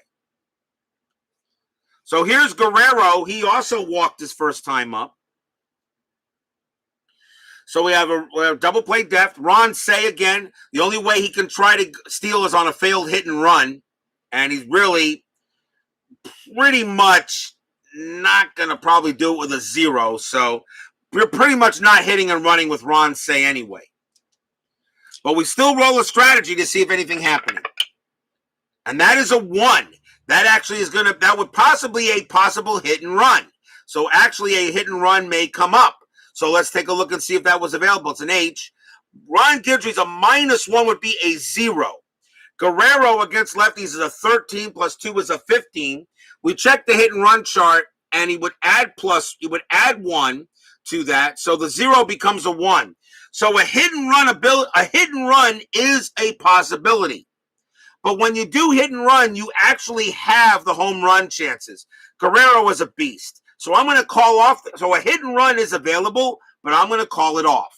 And I'll let them play normally. As I said, I use the strategy roll as a suggestion, not hard and fast. Some people do use it hard and fast. And, of course, some people don't use it at all. But the strategy roll should still be used if you want to make a steal. Because you got to see if he gets the jump. So, and that's my opinion, of course, but I really feel it needs to be used. Ron Guidry will go ahead and make the pitch, and that is a 2-6, and there's a strikeout chance. Guerrero against a lefty, it's a 13, plus 2 is 15. That is a 17, so he does not strike out Guerrero, so Guerrero gets a chance to hit. And that is a 3-1, and that's going to be a double for Pedro Guerrero, a straight double to center field. So now we get to actually take a look and see how the base running situation works. It's a double to center. Now we automatically know that the batter and the runners move automatically 2 bases. So we will go ahead and move them to 2 bases automatically. Now we got to see if Ron Cey scores from first. So it's a double to center. So now you go to the runner advance modifiers to see if there is going to be a run to score. A double to center. You check doubles, you're only checking at first to home. On a double to center, on a D8, you add +1 to the base running rating of the runner on first. In this case, Ron Cey has a base running rating of 2. It now becomes a 3. Then we check the throwing arm of the outfielder at where the ball was hit to. A double to center. The center fielder for the Yankees is Jerry Mumphrey, and he has a +1 arm. So that makes it a 4. So he did not have a good arm.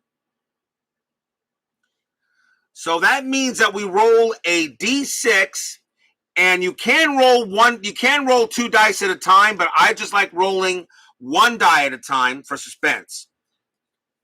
So then you check the outfield throw chart. So let's first, on a D6, so we'll know on a 1 to 4, Ron Cey will score. If it's a 1, Pedro Guerrero has a chance to take third on the throw. A 2 to 4, Ron Cey scores, Guerrero holds at second. If it's a 5, Ron Cey holds at third. And if it's a 6, it's a possible, there may be an out. So let's roll the D's. Let's see what we get here. And that is a 3. So Ron Cey does score from first all the way. So it's an RBI double for Pedro Guerrero. It is a 3.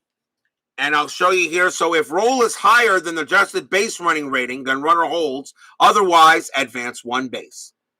We don't need the second roll because we only need to check if it's a 1 or a 6.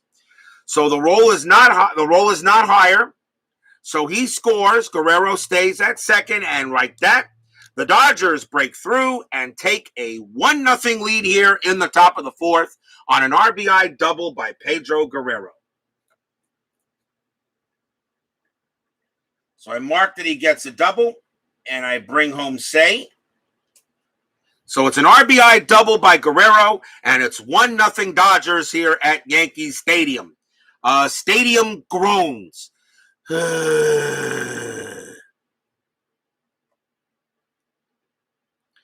So that is how you figure that out for the running.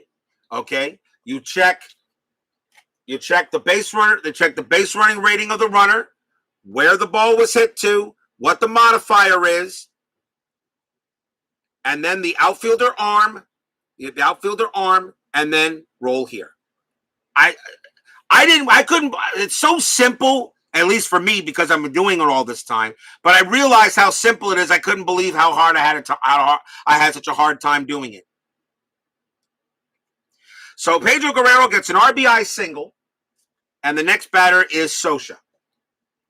Scioscia is 0 for 1, and we'll keep the infield. We'll now bring the infield back with a runner on second. So let's see if there's anything on strategy. And that is a 17, and the answer is no. Guerrero, it's grown. It groans on something like that. Cheers or barfs. Barfs is something when really something bad happens to the opposing team. So that's just a groan. And yes, groaning, cheering, and barfing is somewhere in the rule book. I got to find it. But it is there. So that's a 17, so there's not going to be a play on the strategy, so it's a normal pitch and hit. So Guidry will pitch. a 1-4, and we go to that at sign, so we go at the park. So we go to Yankee Stadium here. Reroll. Yankee Stadium is a 5-4, and that's going to be a fly ball. That's an F9, and that's going to be a fly out to right. So Socha flies out to right. Now let's see if Guerrero can take third. His base running rating is a 3. On a fly ball to right field, it's a -1, so that would make it a 2. The right fielder for the Yankees is Oscar Gamble, and he has a +1 arm. So that means it's a 3. So a 1 to 3 on the, you roll both dice. On a 1 to 3 on the blue die, Guerrero will take third. The only way he can be, anything else he holds, but the only way he can be thrown out at third is if it's a 6-6 show up. It is a 5-1, so he will hold at second base. He will not try to take third. He will stay put there. A 66. A roll of 66, you roll a 3d6 to see if the arm rating will get him out. Believe it or not, I was forgetting about the 66 because I was just rolling. If it's a 6, it's an automatic chance of an out. It's got to be a 66. So you need to roll 2 dice when attempting to take third base on a man from second. Some people ask me, is it possible for a runner to go from first to second on a fly out? That is very rare. That doesn't happen a lot. There is no rule for, Chris Davis made no rule for runners at first to take second on a deep fly ball. It does happen, yes it does, but he's not made a rule, so I don't do it. I think there is a rare play that I think allows that to happen, and that's why there is a rare play that does allow that to happen. So there are 2 outs, and Guerrero's still at second base, and the batter now will be Darryl Thomas. We again roll the strategy, and that is a 13. And that means no play, no pickoff chance, no chance for steal or anything like that. So Ron Guidry will make the pitch. That is a 5-3, and that is a home run question mark, which means it's a home run chance. Darryl Thomas is a switch hitter. He's hitting from the right side since Guidry's a lefty. So he's hitting from the right side. We check Guidry, and he has a 1 to 18 chance of giving up a home run to right-handed batters. You then check the D6 and the D20, and that is a 16. So Guidry made a bad pitch. We know he made a bad pitch here. Now you check the batter. Against the lefty, Thomas is a 12. You check the stadium to see if there's any adjustment. This adjustment only applies to the batter's card, not the pitcher card. So if this was like a -1 or a +1, this does not get adjusted because this tells what kind of a pitch Guidry threw. The adjustment is how well the ballpark gives up home runs or not. So it's a 0. So against the lefty, Thomas is a 12. So you have to re-roll the D20. A 12 or lower, Darryl Thomas just blasted one off Ron Guidry. It is a 6. Kaboom! High, deep, gone! Home run, Darryl Thomas for the Dodgers. That is a 2-run bomb by Darryl Thomas as Ron Guidry pitched Thomas a meatball and he turned it into lasagna, and it is a 2-run bomb by Thomas, and it is 3-0 Dodgers. And this is where the stadium would barf. Yeah. Ron Guidry pitches Thomas a meatball. He turns it into lasagna. It is now 3-0 Dodgers as he just put it right over the plate against the switch hitting Darryl Thomas. Now, if Thomas was a lefty, there would not be a home run would not be able to occur off of Guidry's card. But it's a switch hitter, and he would be hitting from the right side since Guidry is a left-handed pitcher.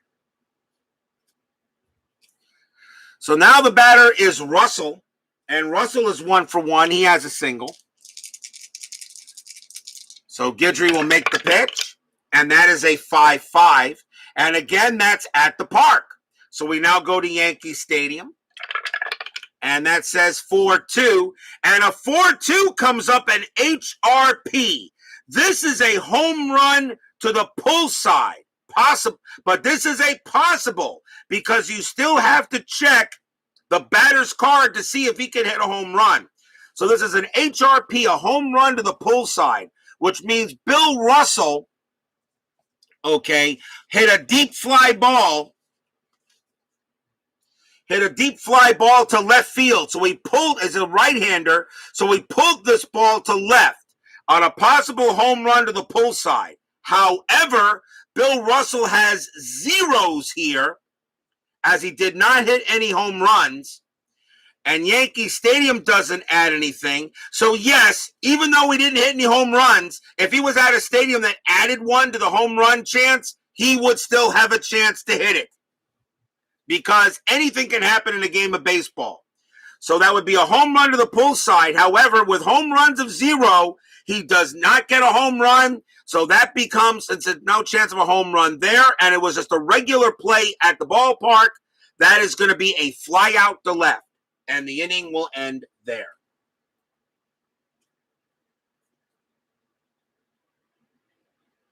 So 3 runs for the Dodgers on 2 hits and a walk. A 2-run bomb by Darryl Thomas. And we go to the bottom of the 4th inning, where it is now 3-0 Dodgers. Hockey Unreal joins us here at Yankee Stadium. Not that, Bill Russell, you bum. And, of course, you already know that, but... Yes, Hockey Unreal. I just thought I'd do it my way here as a nice way to show how you can play this game by just settling down. This is going to be at least a 2.5-hour thing, but oh well, I'm not working tomorrow. So we go to the bottom of the 4th inning. The Dodgers lead the Yankees 3-0 here. And now the batter is Dave Winfield. He'll lead off for the Yankees. And I'm sorry, not Dave Winfield, Reggie Jackson. Reggie Jackson's the leadoff batter. Reggie Jackson walked his first time up, and he is DHing for the Yankees in this game. So let's see if Fernando Mania goes in. If you have any questions in the chat, like I said, please ask. I did a Q&A. Now we're doing a demo game. 4-6 for Valenzuela. That is a hit by pitch chance. Jackson is a 2 at hit by pitch. Valenzuela has a -2, so that becomes a 0. So there's no chance of a hit by pitch. That's a 12. But you know, if it's a 0 or lower or a minus number, there's no hit by pitch. So it becomes an automatic blank. So Reggie does get to swing. And that is a 5-1. And a 5-1 on his card is a G6. And that's going to be a ground out to short. And there's 1 out.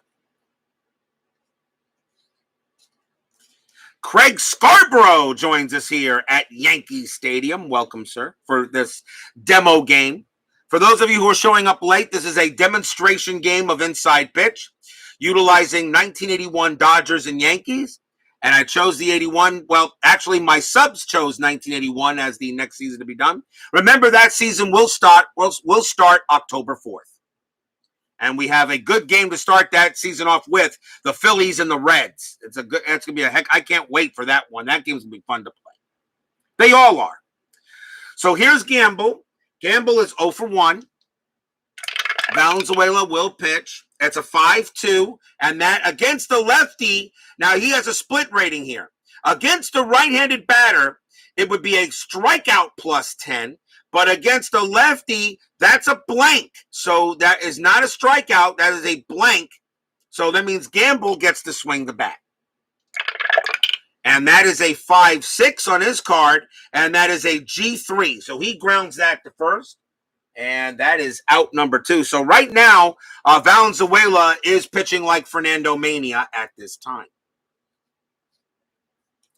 Here is Greg Nettles. Nettles is 0 for 1. Valenzuela will go ahead and make the pitch. 2-3, and that's a strikeout chance right there. Nettles against left-handed pitching is an 11. plus 2 is 13.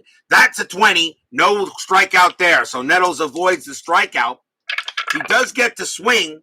That's a 2-1, and that is a double star 5. So that's a star line 5, as Baseball Demos likes to call it, which is okay. And I don't call it star 5 anymore. I just go right to the out. So it's a 2, but for you guys, it's a double star 5. You check the pitcher card star line rating here, and that 5 is a fly out to center. So after getting 3 runs, Fernando shuts the Yankees down 3 up and 3 down in the bottom of the 4th inning. And it is still 3-0 in favor of the Bums. We go to the top of the 5th. Ron Guidry can pitch to 23 batters before being tired. He has pitched to 18 so far. He has pitched to 18 so far. I'll still keep him out there. So leading off for the Dodgers will be Steve Garvey. And Garvey? No, I'm sorry, not Garvey. Davey, I don't know why he's up there. Davey Lopes actually leads off. Good thing I have my scorecard to let you know. So here's Davey Lopes. He'll lead off, and he's 0 for 2. So Guidry will go ahead and make the pitch, and that's a 5-1. A 5-1 is a range play at the park. Okay, so we know a range play has to be made depending on where this comes from. So Yankee Stadium, we now roll on Yankee Stadium. And that is a 5-1, and that comes up as a fly ball to center field. But now this is a range play. So it's a fly ball to center field, and the center fielder for the Yankees is Mumphrey. Mumphrey's range is a 4. So a 1 to 4, Mumphrey will make the catch. That is a 2. He does with no problem, and that just becomes a fly out to center, and that is out number 1. Next batter is Landro. Landro is 0 for 2. Guidry will go ahead and make the pitch, and that is a 6-2. And again, a walk against a lefty or a walk plus against a righty. Landro's a lefty, so it's just a walk chance. Against lefties, Landro's a 12, plus 1 is 13. That's a 20. He does not walk. Landro will get to swing the bat. 1-5, and that is a 2-star, that is a double star 3. So we go to Guidry's star line, and that's just going to be a ground out to short.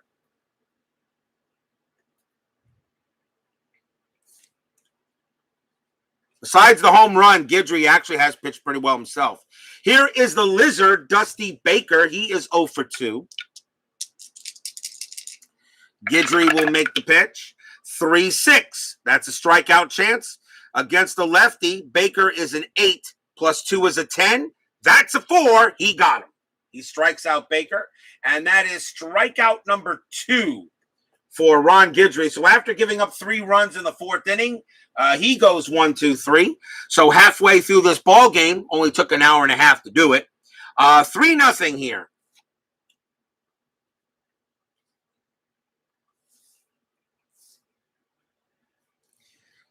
So now we go to the bottom of the 5th inning. Now, of course, as Micah said, people are wondering the length of a game. So let's do this for a moment. Let's see how long it takes me to get through the bottom of the 5th inning. No announcement, nothing, just rolling dice real quick. Because I'm going to show you, as some people say this game takes too long. That's bull. This game does not take too long. This game takes less time than some other games out there. The quickest game you can play is APA Basic. Nothing quicker than APA Basic. So let's just see how quickly it would go here. All right, on an end. So let's see how. So I'm looking at my clock. It says 1:33. So the next batter for the Yankees is Dave Revering. So I'm not going to announce. I'm just going to roll here and state the results. And I'll start. Let's see how long it takes. So some people say this game is long. Wrong answer. Go. 6-4. Double automatic out. 2. Ground out to short. Ground out to short. Out number 1. Rick Cerrone. Fernando. 1-3. Range play at the park. Yankee Stadium. 2-5. Oh, blank. Rare play. Okay, fine. Well, guess that I can't do that. We got a rare play. So I'll call that off. I'll try that for a different inning. But did you see how quickly that was going? Okay, 20 seconds. But here we got to go. We got a range play. A range play at the park came up. But Yankee Stadium, we came to a 2-5, and that is a blank. And that means that is a rare play. So I'm going to stop what I was doing. We have a rare play here. So we got to do this. A rare play uses the rare play chart. Chris Davis updated the rare play chart to a point where now I think it's very serviceable. Some people still use other rare play charts. And I completely understand. I have no problem with it. I was using it until he updated his rare play chart. Now I just keep it. So a blank is a rare play chart on a 2-5 at Yankee Stadium. Okay, so a 2-5 for a Yankee Stadium. So let's see what we got. So now we roll the rare play chart. He has rare plays, bases empty, rare plays, men on. So we have rare plays, bases empty. So now we roll the two-sided dice, and let's see what we get. 4-6. 46. Slow roller to shortstop who bobbles, possible error on a grounder, boots ball, then throws wild, error on a throw to first. Resolve play by rolling against the shortstop, error rating once for each error chance. This means we're rolling against the shortstop to see if there's an error on a grounder or an error on a throw. The ball was hit to the shortstop, and that is, for the Dodgers, that is Bill Russell. Russell's error rating is a 9. So he's got so there's a 45% chance that Bill Russell will make an error on this on this ball hit by Rick Cerone. Okay? So we got to roll the D20 twice, according to this rare play. The first roll we're doing is to see if there's an error on a grounder. Remember, though, on a rare play, anything off the pitcher card is negated. Okay, off a ball. So if it's a rare play at the park, range play at the park, the range play is canceled off. Okay, and the rare play always takes precedence. So if it's a range play at the park, there's no a rare play kills the range play. So now you go to follow what the rare play will be. So let's see first. So a 1 to 9, he's going to make an error on a grounder. And that is a 5. So he does make an error on a grounder. So we know that Rick Cerone is going to be safe at first. Now does he make an error on the throw? Okay, so we roll again to see if he makes an error on a throw. If there's an error on a throw, Rick Cerone's going to find himself on second base. A 13, no, he does not make a throwing error. So he makes an error on a grounder, okay, but he does not. So probably he does not make a throw to first in this case. So it's an error on a grounder is all it is. So Cerone is going to be safe at first on an error by Bill Russell. So that becomes an E6.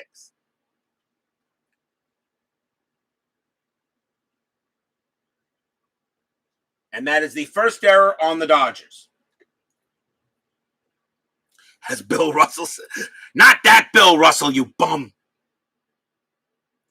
So Rick Cerone finds himself on first with an error by Bill Russell.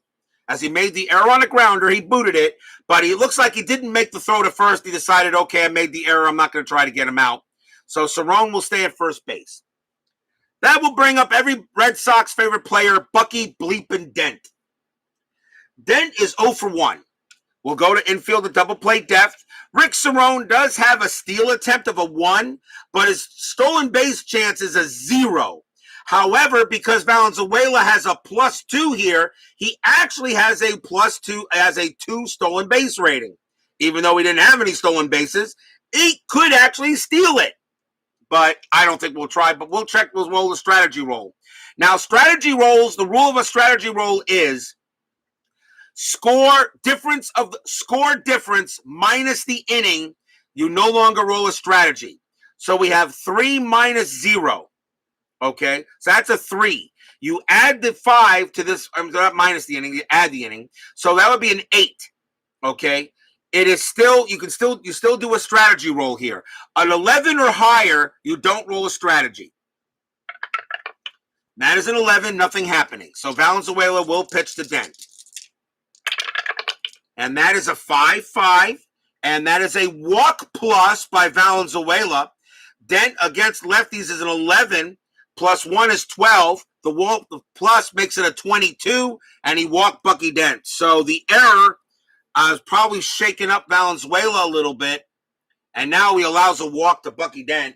And now the Yankees are in business. With runners at first and second and 1 out. Top of the order, here's Willie Randolph. Randolph is 0 for 2. He's flown out to center twice. We re-roll the strategy again. That is a 20. Valenzuela does have that's a pickoff chance. Valenzuela can pick off a runner. A 1-7 would be a pickoff. An 8 would be a pickoff error.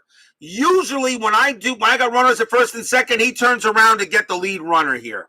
So you roll the D20 again. A 1-7, Cerrone's going to be picked off. An 8, there's an error. A 9 or higher, Cerrone gets back. That is a 2. Valenzuela turns around, fires to second, and gets Cerrone picked off at second base. 2 outs. Oh, Cerrone was sleeping. He didn't pay attention. Cerrone is picked off at second by Fernando Valenzuela. Stadium groans. And there are now 2 outs as Valenzuela picks off Cerrone from second. So Dent's still at first, and Dent gives Cerrone a look as Cerrone heads back to the dugout. So Valenzuela will go now to pitch to Randolph, but now there are 2 outs, so we move the infield back. And we'll see and we roll a strategy again. That's a 17. Randolph does have a bunt chance of a 5, and that 17 actually falls into that for a chance for a bunt. But with 2 outs, you're not going to bunt, and you're going to let Randolph swing away. Valenzuela will swing. Valenzuela will pitch. That's a 2-6, and that's a wild pitch. That's an 18, though, and it's too high. Okay, for the wild pitch or the pass ball. So that's just going to be ball 1. There is no rule if you get 4 wild pitches in a row. I actually have it that if there are 4 wild pitches, okay, in a single at bat, that's a walk. You know, if there's not a wild pitch, it's a walk. So there's no wild pitch, so we get to do it again. Now, if there's no wild pitch, you re-roll off the pitcher card again. It doesn't go as a blank. You re-roll off the pitcher card again. That's a 5-1. This time it's a strikeout chance. Randolph against the lefty is a 5. Plus 2 is a 7. That's an 8. He does not strike out, so he does get to swing. And that's a 5-4, and that's going to be a base hit past second base for a single. That is an S4. Tim Pepper joins us here. That is an S4. This is a single through the infield past second base. They're easy. Bucky Dent's base running rating is a 1. With 2 outs, all base runners get an extra +1, so it would be a 2. You check the chart here. On an S4, on a runner from first to get runner from first to third in S4, he needs to have a base running rating of 3 to 6. Bucky Dent is slow as molasses, so he has a 1, but with 2 outs becomes a 2. But on an S4, he needs to be a 3 in order to get to third base. So he's only a 2, so he stops at second. So base hits so singles through the infield are very easy. So Randolph does get a single to keep the inning alive. That's his first hit of the game. How big is that? How big is getting picked off at second base now? Now the batter is Mumphrey. Mumphrey is 2 for 2. He's got a single and a double in this game so far. So now Fernando in a little bit of trouble. But not all because of him, because of the error. There would be 3 outs if it wasn't for the error. So you got runners at first and second. Yankees still in business, 2 outs. Mumphrey, and we still roll a strategy to see if anything happening. That is a 19. Mumphrey does have a bunt rating of 5, but he's not going to bunt with 2 outs, so he will swing the bat. So Valenzuela will pitch. That's a 1-6. That's a strikeout chance. Mumphrey against the lefty is a 5. Plus 2 is a 7. That's a 3. Struck him out. And the Dodgers get out of the inning. And that is strikeout number 3 for Valenzuela. So no runs on 1 hit. And there was 1 error on the Dodgers. But after 5, it remains 3-0 in favor of the Bums. Stadium groans.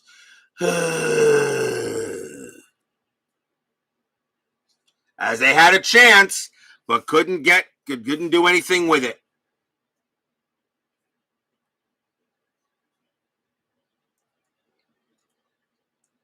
So now we go to the top of the 6th.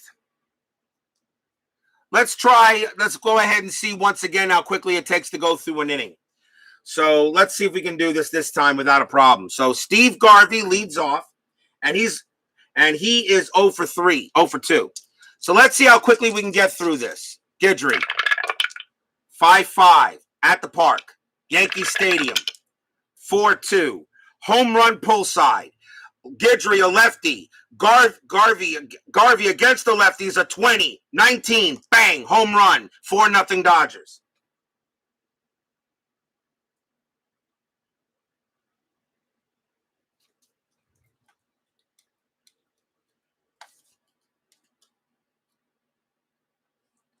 Ron Say, 4-2 off of Guidry. Hit by pitch. 6 minus 2 is a 4. No, not happening there. 1-6 for Say. Double the left. Pedro Guerrero, the next batter. And I'm going to stop there because Ron Guidry is tired. So you see how quickly he can go through.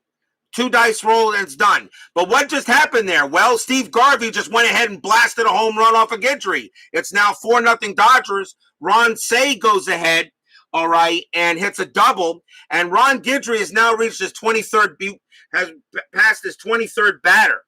So Guidry is now tired. So now these tired results now come into effect. Guerrero is the batter, and he is 1 for 1. He had a double his last time up, and he walked. And there's nobody out here on the top of the 6th, and it's already 4-0 Dodgers on a home run by Garvey. Garvey hit the home run. It was a home run to the pull side, and Garvey had a left rating of 20, and that's an automatic home run. Of course, you didn't probably hear it because we were just going through to see how quickly you can get through an inning. But right there, you can see what can happen, how quickly it can go. If you're not announcing a game, an hour, tops, maybe less. Depending on pitchers' duels, stuff like that. Well, Guidry's tired, and with a runner on second, I'm going to go ahead and take him out. So Guidry is done, and I'm going to bring in a new pitcher for the Yankees. And let's see who we're going to bring in here.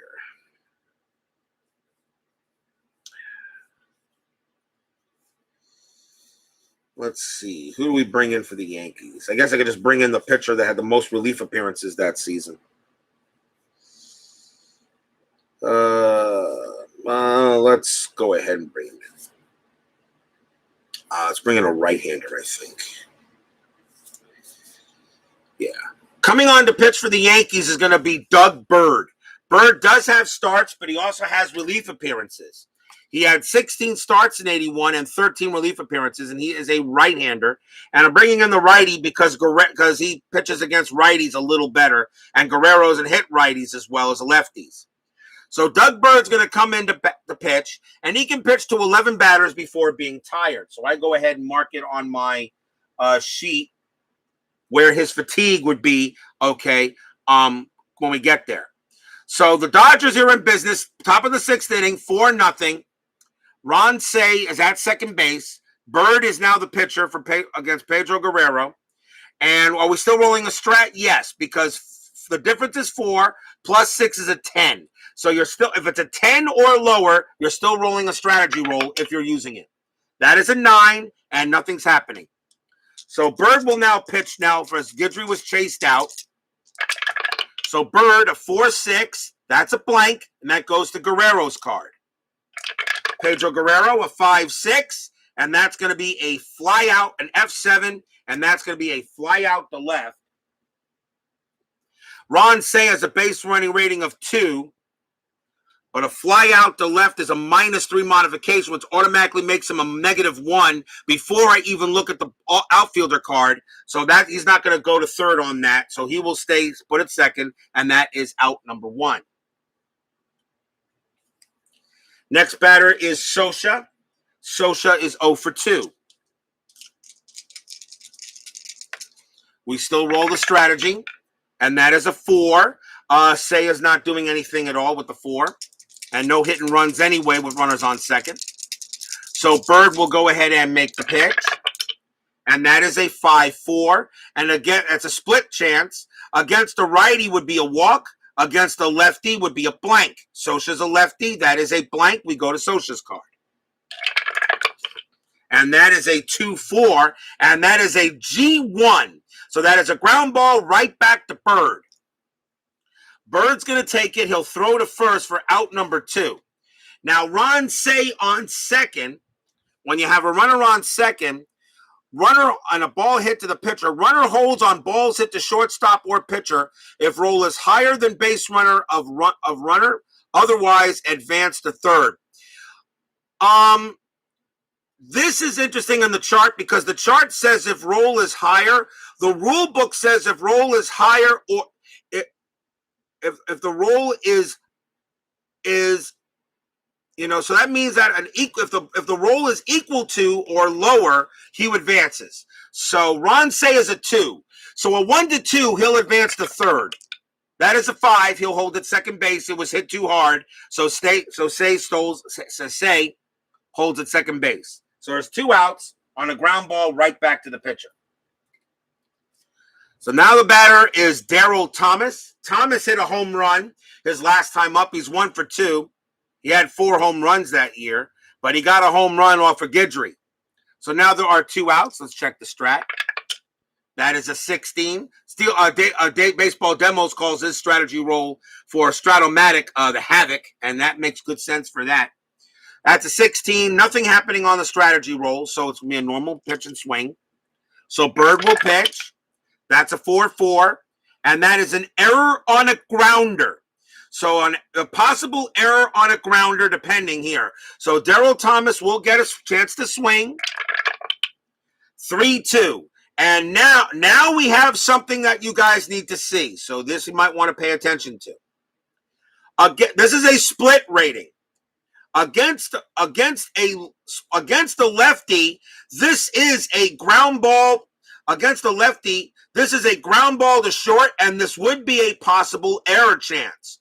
But Bird is a righty. This is an S6. This is a possible infield single. This is not an error. If it's an error, if an EG question mark or an E question mark comes up and on the batter card or on the ballpark card, S1 to S6 come up. This is not an error. This is a possible infield single. It is a possible infield single. This is a rule that he changed for version 3. He wanted some more infield singles, but it's possible. So what you do here is the base running rating of the batter is taken into effect. This is a possible infield single to short. So the shortstop, Bucky Dent, picks this up and has got to try to get Thomas. The only play is to first on these. There's no play to second or third. The only play is to first. Runners automatically advance 1 base no matter what. So it's a possible infield single. Daryl Thomas is a base running rating of 4. You roll a die. A 1 to 4, he will be safe at first. A 5 or 6, he is out. It is a 4, and he beats the throw, and he is safe at first. It was a slow rolling grounder, and pretty much either A Dent felt he had no play and didn't make a throw, or B, he made the throw, but Daryl Thomas beat it out. So that is an infield single, no error. Error on a grounder only occurs now on errors on grounders or errors into the outfield on S, D, or T, 7, 8, or 9. So that is an infield single by Thomas. It keeps the inning alive. That's his second hit of the game as well. And now the batter is Bill Russell. So Russell here, okay, he is 1 for 2 as a single and an out as a single. So now there are 2 outs with runners at the corners. We will roll for strat, see if anything happens. That is a 4. Now, a 4 for Ron Say he's not doing anything. Daryl Thomas has a 3. Doug Bird has a +1, which is a 4. Daryl Thomas gets the jump to try to take second base. He's got a very good stolen base rating here of a 16. +1 is 17. And Rick Cerrone has a 0 arm. So a 1 to 17, Daryl Thomas can take second base. There is no chance for a double steal since Ron Say did not get a roll enough for him to try to steal home on a double steal. So it'd be a 1 to 17 for Daryl Thomas to try to steal second base. We're going to do that. So the rolls for stealing are very simple. A 1 to 2, runner safe, check catcher for throwing error, if there's a throwing error. A 3 to 19, if roll greater than stolen base rate, out, otherwise safe. A 20, runner is thrown out. So on a 1 or 2, it's going to be a possible error. A 3 to 17, Daryl Thomas is safe. An 18, 19, or 20, he is out. And that is a 4. He will steal second base. Ron Say stayed at third. So Daryl Thomas takes second base on a steals it. And that also could be defensive indifference, as maybe Cerrone didn't want to throw a second, thinking maybe Say might try to come home. So now runners at second and third with 2 outs. We will re-roll the strategy roll again. That is a 5. This time nothing happening. So now Bird will go. So now a base hit by Russell could probably bring in 2 runs. So still 2 outs here. Top of the 6th, 4-0 Dodgers. Pitch from Bird is a 3-5. And that is a home run straight result. This is a straight home run result. However, Bill Russell has zeros. So Bird pitched him a grapefruit, but Russell can't do anything with it. So it becomes a blank, but Russell, let's see what he can do with a bad pitch. So he gets to roll a 4-1, and he just chops it to first base. That's a G3. So we got a fat pitch, but Russell couldn't do anything with it. So that's a ground out to first, and the inning will be over. Dodgers get 1 run on 3 hits. A home run by Steve Garvey, which I didn't call out because I was trying to do this as a quick play. All right. Ron Say got a double. Thomas got a single and a stolen base. But we go to the bottom of the 6th. It's 4-0 Dodgers right now. And Fernando Valenzuela. So Fernando Mania at the moment is pitching a gem.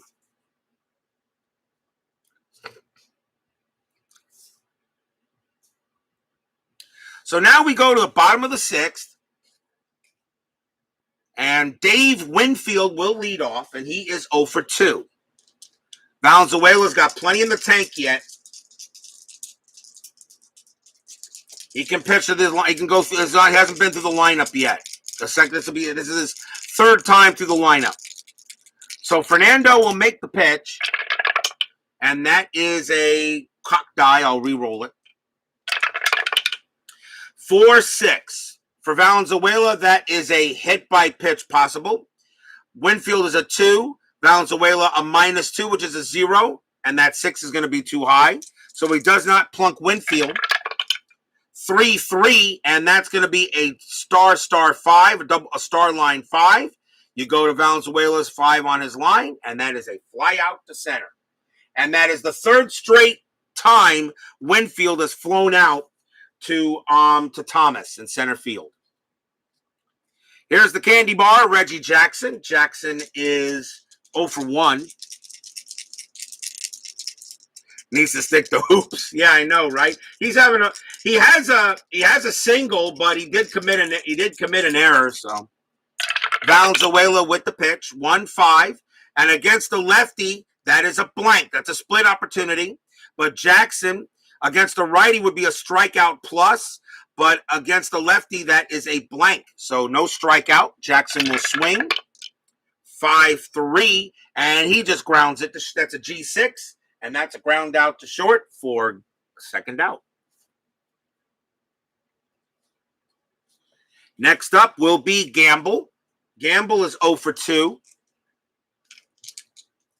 Valenzuela will make the deal. And that's a 4-3. A 4-3 is a strikeout chance. Against the lefty, Gamble has an 8. But +2 from the ballpark makes that a 10.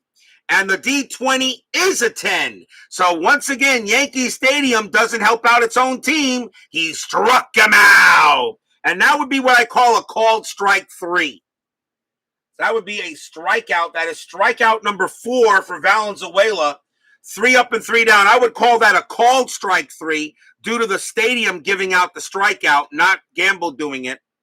So that's 3 up and 3 down, 4-0 Dodgers after 6. As Fernando Mania is doing the job. So we go to the top of the 7th here. And the leadoff batter for the Dodgers is Davey Lopes. And Lopes is 0 for 3. Doug Bird will stay out there. Might as well. So let's see. So Bird will pitch. And that is a 1-2 strikeout chance. Lopes against the righty's a 10. +2 is a 12. That's a 10. And Bird strikes out Lopes. So strikeout for Doug Bird, out number 1. Next up is Kenny Landreau. Landreau is 0 for 3. It's really the middle of the order doing the damage for the Dodgers here. So Bird will go ahead and make the pitch. That's a 1-4. That's at the park. We go to Yankee Stadium. 3-1, and that's just going to be a fly out to center here at Yankee Stadium. And that's out number 2.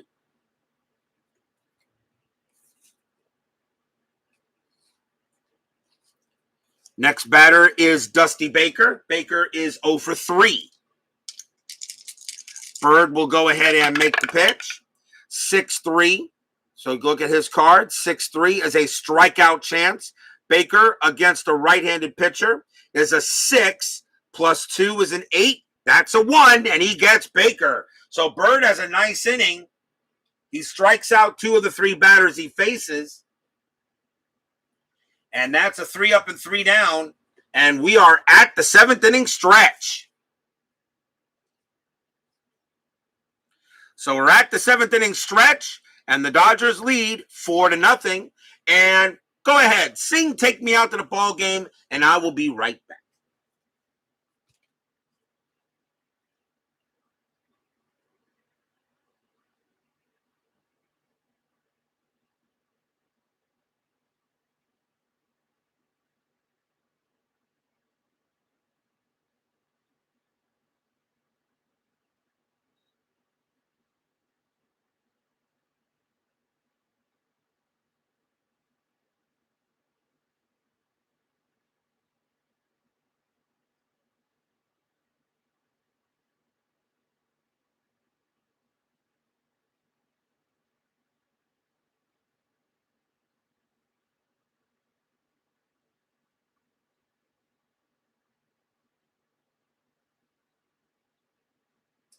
This is just a teaching game to show you how this game was played for some people that don't know that want to learn how to play it, and that want to learn everything about the game and such.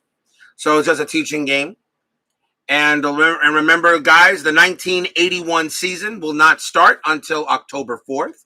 It will be the Philadelphia Phillies taking on the Cincinnati Reds, as the Phillies will get their rings for winning the 76 World Series. And it's a good pitchers duel, too. It's Steve Carlton versus Tom Seaver. So I don't think I could start off a new season better with Carlton versus Seaver. Okay. Heck, only Seaver now in a Reds uniform. So I don't think I could start. I don't think I could have picked. I don't think there could have been a better opening day game for 1981. So you'll catch that on October 4th. The Phillies and the Reds. And that will start the 1981 season, and it will be a shorter season. It will be a shorter season, absolutely. So, but I'm sure it will be just as enjoyable as all of them have been. Remember, guys, the shorter the season, the quicker you get to your favorite show that I do, and that's the selection show. Because everybody loves the selection show. They always want to see what seasons will be available for the next replay. And I'm actually pretty happy that 1981 was chosen. I would have had no problem with any one of them that were chosen. So let's go to the bottom of the 7th. Fernando Valenzuela still has plenty of gas in his tank. Leading off for the Yankees will be Greg Nettles, and Nettles is 0 for 2. Valenzuela has pitched a beautiful job. He's only given up no runs on 3 hits through 6. Thank you, Woodman, 564. So let's see what we got here. So Valenzuela, 1-1, strikeout chance. And against the lefty, Nettles is an 11. Plus 2 is 13. That's a 1. And Nettles had no chance there. So that's strikeout number 5 for Valenzuela. Here's Dave Revering. Revering is 0 for 2. Valenzuela will pitch 6-4, and that's going to be a star line. That's an automatic out. So then we roll the 1 die. That's a 2, and that's going to be a G6, and that's going to be a ground out to short for the second out. Next batter is Cerrone. Cerrone reached on an error his last time up. 6-4 for Valenzuela. Now a 6-4 on Valenzuela has a split chance here. Against a lefty, it's a walk chance. Against a righty, it's a home run result. Cerrone is a righty, so this is a possible home run. Cerrone against lefties, though, is a 4. I checked the D20, and that is an 18. He will not hit a home run. But Cerrone does get to swing 1-6, and that's just going to be an F7. So that's a deep fly ball to left field. But that's going to be out number 3. And 1, 2, 3 go the Yankees. So at the end of 7, it is still 4-0 Dodgers. And I will be right back because I have to see a man about a horse. Timeout on the field. I'll be right back.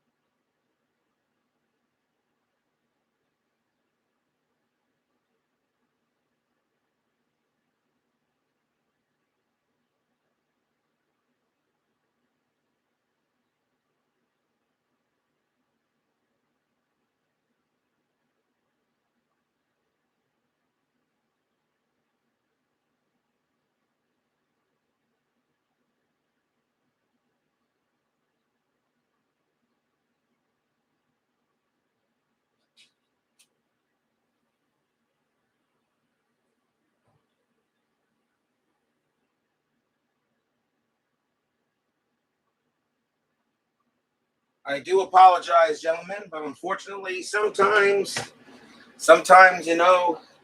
nature calls. So I do apologize for keeping you guys waiting. I do apologize for that. Didn't mean to keep you guys waiting that long. So for any of those who are just joining him, joining this type, I do apologize. But sometimes you got to do what you got to do.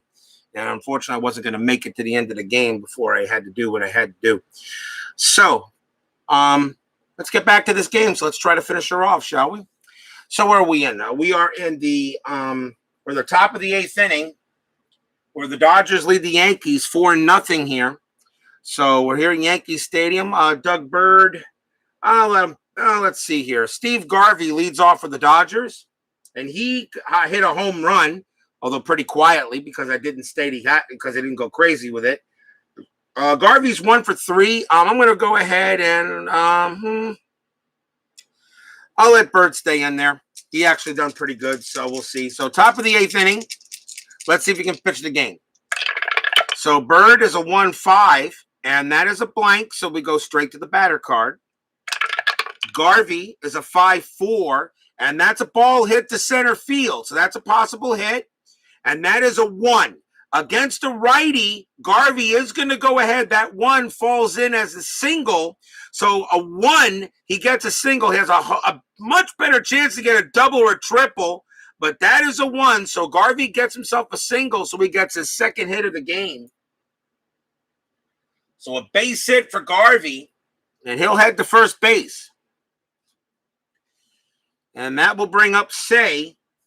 And Say is 1 for 1. He doubled his last time up. He's got 2 walks.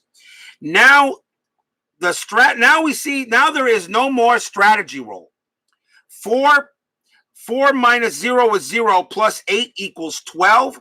And that is higher than 10. So now there are no strategy rolls. So there's really no more chances for stealing or anything like that if you're using a strategy roll. Now, one of the rules is that if the one team is ahead or behind by 6 runs, you don't need to do a throwing chance. It's not a bad rule, actually, if you want to use it that way. So Bird will go ahead straight to the pitch. There's no strategy roll. 2-1, and that is an error on a throw. So this is a possible throwing error. We go to Say's card, and that is a 3-2. 3-2 is a fly ball to center. It's an F8. That's going to be a fly ball to center field. Garvey, of course, is not going to try to take second, so there's not going to be an error on a throw, on a fly out to center, and that's just going to be out number 1.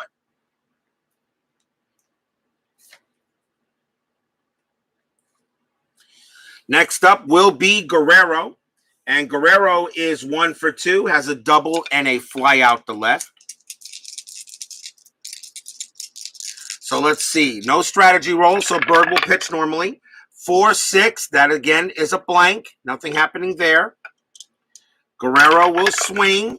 6-1, and that is a fly out to right. F9 is a fly ball to right field, and that's out number 2. Bird has done a fine job in relief of Guidry so far. 2 outs. Here's Scioscia, and Scioscia is 0 for 3. Again, no strategy roll. Bird, 4-2, and that's a double question mark. Bird, this is actually Bird's 11th batter, but he is not tired. The fatigue does not take effect until after the batter faced. So this is actually his 11th batter. So he would be, so a 4-2, this would be a fatigue effect. It is not, but it's still a double question mark. And a double against the lefty, Scioscia, a 1-17 is going to be a single up the middle. That's an 8, and that's going to be a base hit for Scioscia. So Scioscia hits one right back to the box. So it is a single.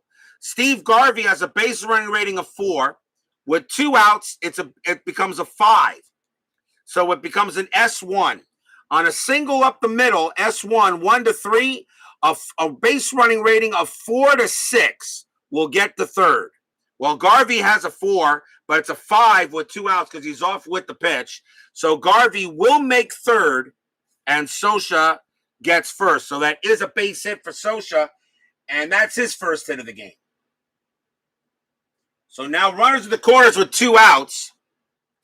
The batter is Daryl Thomas, and that's going to be it for Bird. He is now tired, so the Yankees will take him away, and they'll bring another pitcher. And Thomas, he does worse against lefties, even though he has a little bit more power on the hit column. But I'm going to go with the matrix, so I'm going to bring in a lefty to pitch to him, I think. Let's see who the Yankees have to use. Let's see who they have. Who can we bring in a lefty here? They're going to bring in Dave LaRoche. Dave LaRoche will come on and pitch for the Yankees. Now, the funny thing about Dave LaRoche, he starts the 1981 season on the Cubs. So Dave LaRoche is a Cub at the start of the season. He will become a member of the Yankees later in a trade. But he is listed as he has given a New York card, so we will use Dave LaRoche for this game. So LaRoche will come in relief.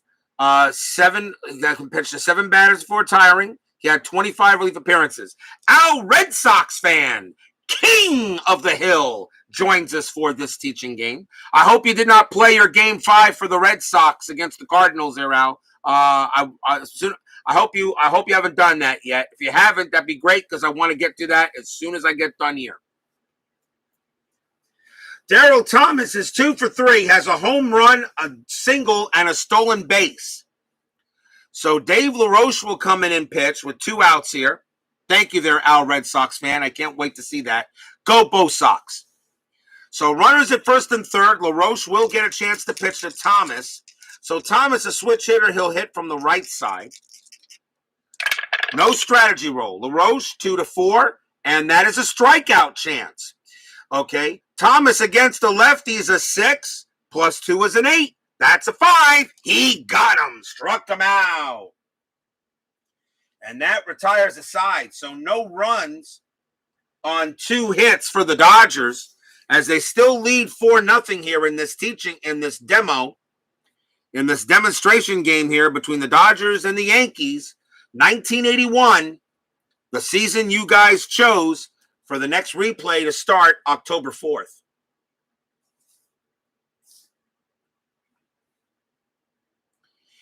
And, of course, what was it? Sneak preview real quick.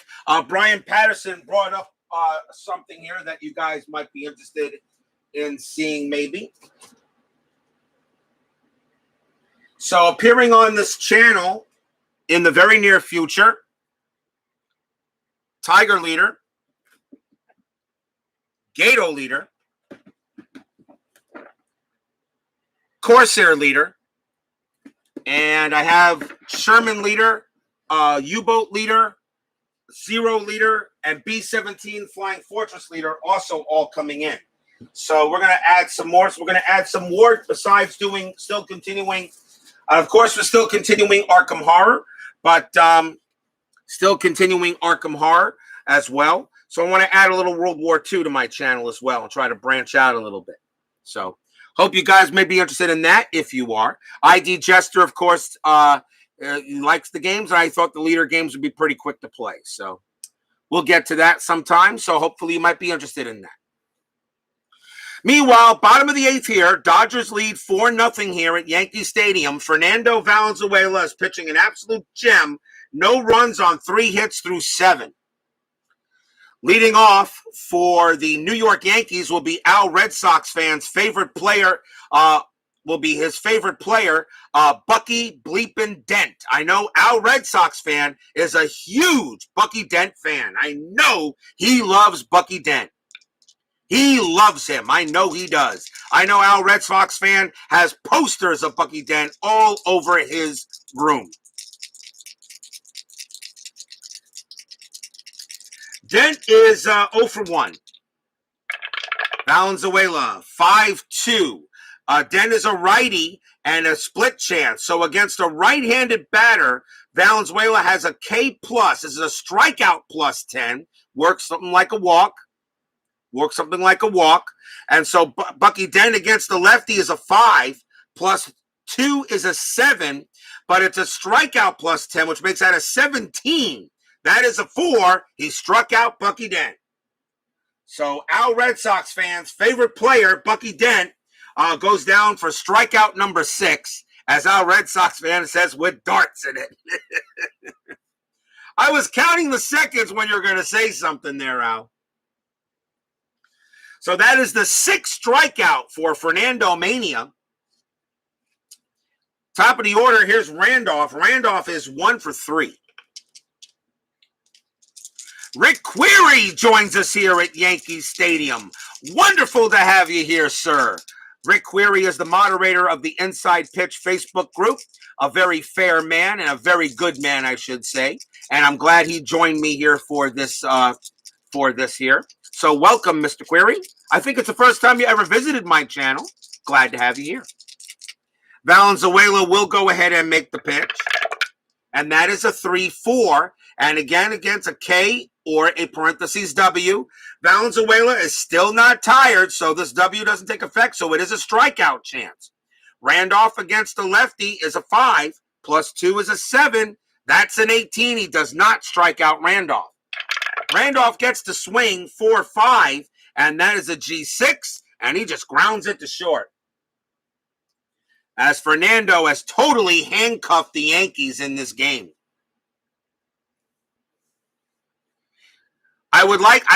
The only way I could put Pacific War on the channel is have to have it on a table. I don't have anything that big.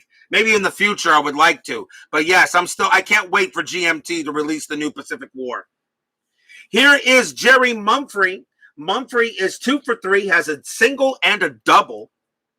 And he struck out his last time up. And there are 2 outs. So Fernando Mania continues to do it. Let's see what he has. That is a 6-1, and that is a blank. So no result from Fernando Mania. We go straight to Mumphrey's card. And that is a 4-1, and that is a G6. And Mumphrey goes ahead and just grounds out to short. And this is really the Fernando Valenzuela show. Another 3 up and 3 down, and at the end of 8, the Dodgers still lead 4-0 in this game in this teaching game against the Yankees here of 1981. So we go to the top of the 9th. LaRoche is still pitching. And here is Mike Scioscia.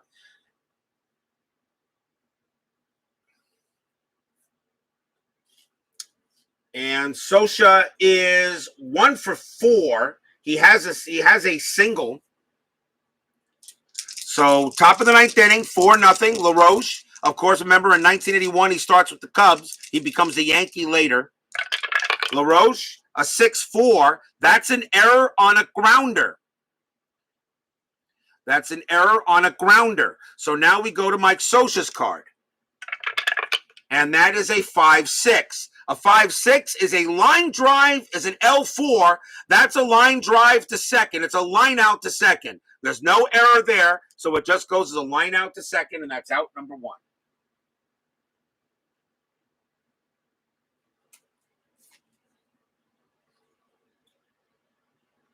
Next batter is Bill Russell, and Russell is 1 for 3. He's had a rough night, though. He had an error earlier in the game. But he's 1 for 3, though, with 1 out. Yeah, I know. The campaigns are like a short season. Mission's playing about an hour. I know. I might just do short campaigns. This is a doubleheader, right? No, this isn't a doubleheader. Although I have done doubleheaders, Rick. I don't know if you know my channel, but check out my games for Inside Pitch. And I got Payoff Pitch in there, too. But that's before I switched to Inside Pitch. Inside Pitch is the most exciting baseball game I think I can play. So LaRoche will pitch to Russell. 6-2, and that's a blank. So this goes to Russell's card. And a 3-1, and Russell here has a question mark 7. This is a ball hit to left field. That is a 17. Against the lefty, though, it's going to be too high, as 10 is as high as it goes against LaRoche. So that's just going to be a fly out to left. And that is going to be out number 2 as Russell just flies out to left there.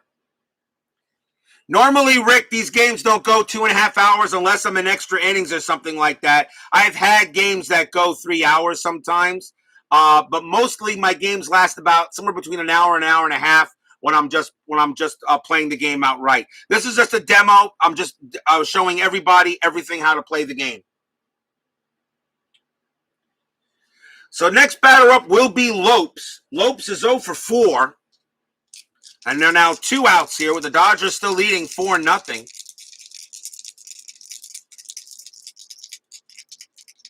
So LaRoche will go ahead and make the pitch. And that's a 2-5. On a card again, it's a blank.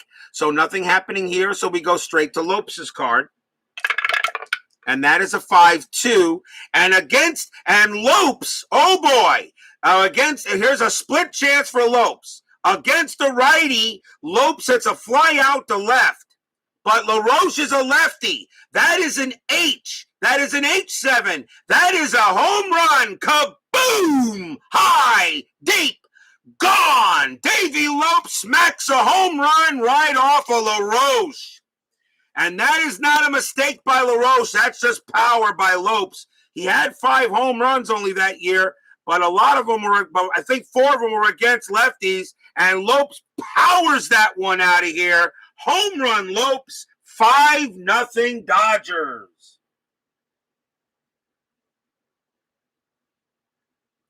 Stadium groans.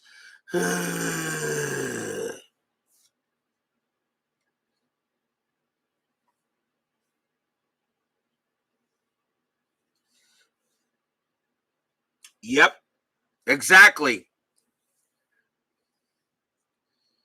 So 5-0 Dodgers, and most everything was done. The only time a run was scored not on a homer was an RBI double by Pedro Guerrero. But Davy Lopes gets a home run off of the lefty LaRoche, and it's now 5-0. And the batter now is Landro. And Landro's 0 for 4. And the fans here at Yankee Stadium are beginning to head for the exits. LaRoche with the pitch, 1-2. And again, that's a strikeout or walk chance if he's tired. LaRoche is not tired. He is not tired, so this becomes a K, so that's a strikeout chance. Landro against the lefty is an 11. Plus 2 is a 13. That's a 7. He got him, and that will end the inning. So 1 run on 1 hit for Lopes. Wow, solo bomb by Davy Lopes. Someone you don't expect to hit one, but he got him. And he goes ahead and hits it. And that is out of here. It is 5-0 Dodgers. And as I always say in all my games, will we see some 9th inning magic? Well, Fernando Valenzuela is going to try to go for the distance. And Fernando Valenzuela can pitch to 30 batters, and the leadoff batter for the Yankees is Dave Winfield. So after this, Valenzuela is going to be tired. They're going to see if he can go the distance. As Steeler fan says, no magic, as nobody likes the Yankees here. Valenzuela will make the pitch, and that is a 3-3. That's a strikeout chance. Winfield against the lefty is a 9, plus 2 is an 11. That's a 3. He got him, struck him out. Strikeout number 7 for Fernando as he gets Winfield.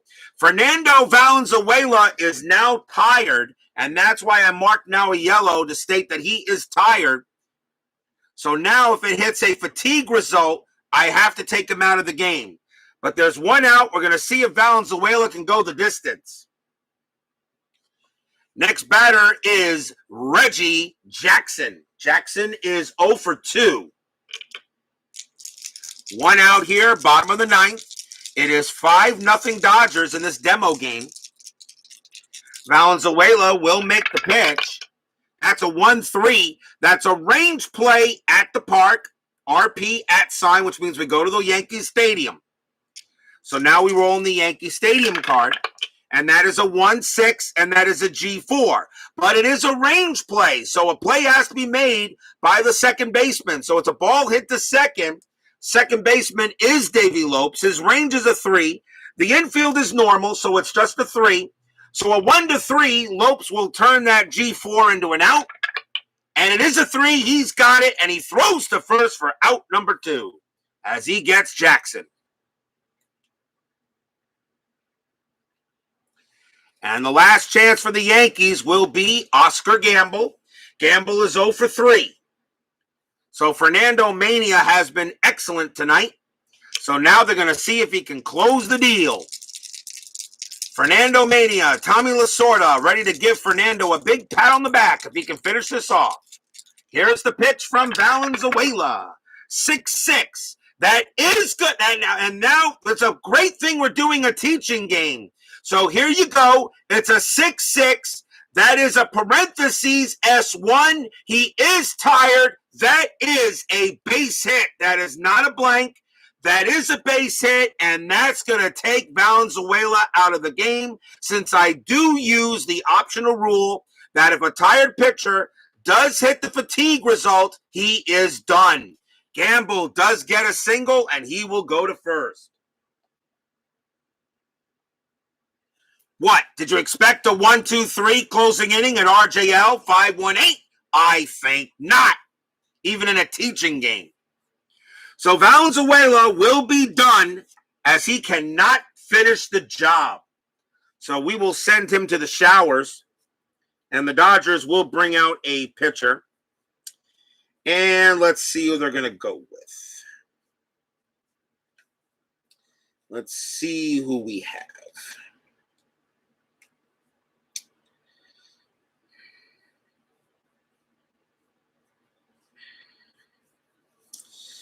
Let's see. Coming out to pitch for the Dodgers will be that guy. And I'm pretty sure you know who he is. Mr. Dave Stewart. Before he became the big starting pitcher, Dave Stewart was a relief pitcher. So Dave Stewart is actually going to come out. Is going to come out and finish the job. You were talking Steve Howe, huh? I could bring out Steve Howe, but I'll bring out Stewart instead. So Dave Stewart is going to come out and pitch and try to finish this game off. And Greg Nettles will bat for New York. Nettles is 0 for 3. So Dave Stewart will pitch to Nettles. And let's see what we got here. We got 2 outs. Gamble on it first. There is no strategy roll since it was a high, because 5 plus 9 is 14, so no strategy roll. Stewart can pitch to 6 batters before tiring. So let's see if Dave Stewart can get the game over with. So Stewart will make the pitch. 3-5. That is a blank. Nettles will get to swing the bat. That is a 6-5. And that is a double star 2. That's going to do it. And we re-roll this. It's a double star 2. And that's going to be on Stewart's card. That's going to be a fly ball to center field. Getting under it will be Darryl Thomas. He takes 2 steps to his right, puts out his glove, block, and the ball falls into it. That's your game. That's your teaching game. The Los Angeles Dodgers beat the New York Yankees in this demonstration game 5-0. Yankee haters in the chat cheer. Yay! Stadium barfs. Blech.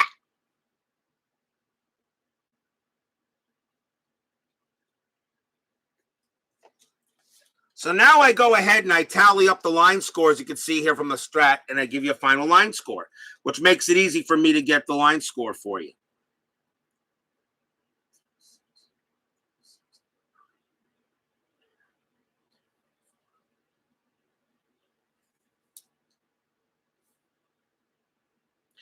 So for the Los Angeles Dodgers, 5 runs on 9 hits and 1 error. For the Yankees, no runs on 4 hits and no errors. Fernando Valenzuela does get the win, obviously. Couldn't go the distance, just barely missed it. But he gets the win. Ron Guidry takes the loss. There is no save for Dave Stewart. But that is your game for this little exhibition matchup between the Dodgers and the Yankees for 81. Before I go ahead and hang up or anything like that, does anybody have any questions? It's 2:40. This game lasted 2 hours and 43 minutes. No, people, this game does not take that long to play. So if anybody's out there, what? It takes 2 hours and 43 minutes? No. If you know the rules and you're playing it quick, you'll get the game under an hour easily. So no. If anybody tells you this game takes too long to play, no.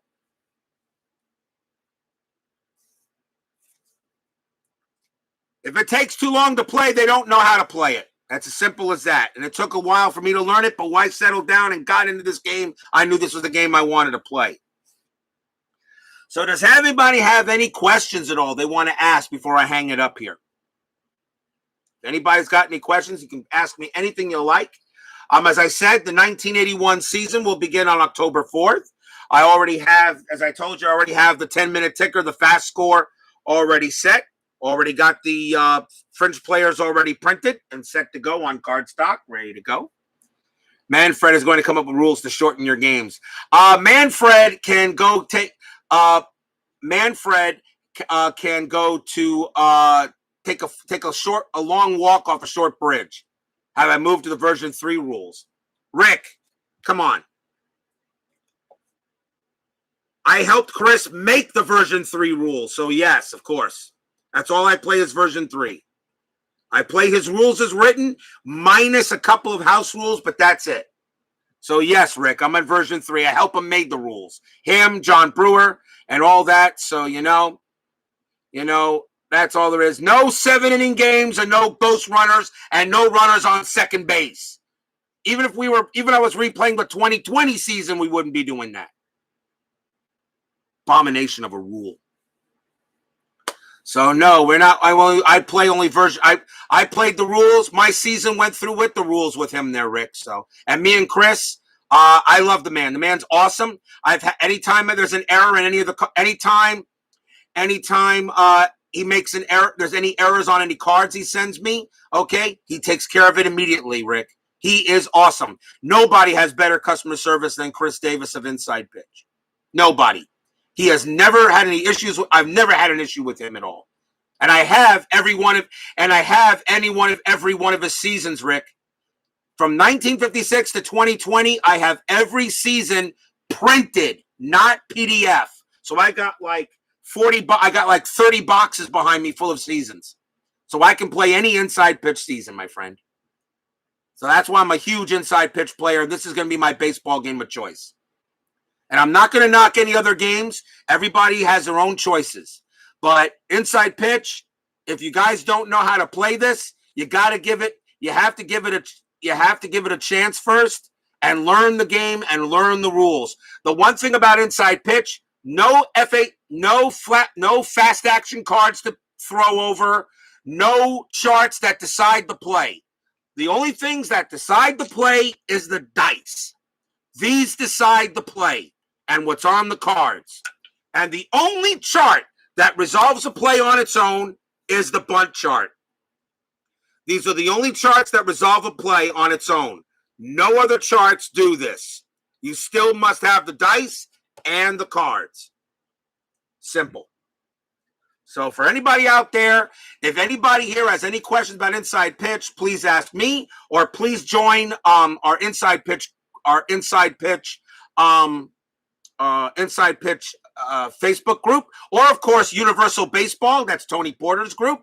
Join that as well. And if you have any questions, please ask. If you have any questions, please put them in the forums, and Chris will go ahead and give you an answer. Sometimes people go ahead and ask why a certain rule is. Don't ask why. That is the rule. If you have a slight issue with it, then make a change. David Baseball Demo says play the game you want. Choose to play the way you want. Play the game you want the way you want to play it, and that's all. You can make your own house rules. I do have a couple here, but mostly I follow Chris's rules as written. There's only a couple I might have an issue with, but it doesn't matter. I love his game, and he is awesome. That's it. Steeler fan, Woodman 564, Rick Query, Brian Patterson, BB. Let's see here. Dave Little, Al Red Sox fan. Tim Pepper, Craig Scarborough, Hockey Unreal, DJ John 4444, Philip Reynolds, Clee Baseball fan 879, Baseball Demos, Brandon Baker, Bob's Tabletop Sports, G Puck. Thank you all for joining me tonight. Please leave a like on your way out to the turnstiles. Subscribe if you've not done so, and make sure you hit the bell. Stay safe, stay healthy, stay smart, stay strong. I got more stuff coming up on this channel besides Payoff Pitch. We got World War II Leader coming up. Arkham Horror. I'm pretty sure I'm going to get an Arkham Horror game in probably tomorrow night after some college football. So join me in there. We got a whole bunch more stuff coming up. And remember, 1981 begins October 4th this year with the Phillies and the Reds from April 8th, 1981. Guys, you have a good night, and we'll see you next time. Take care.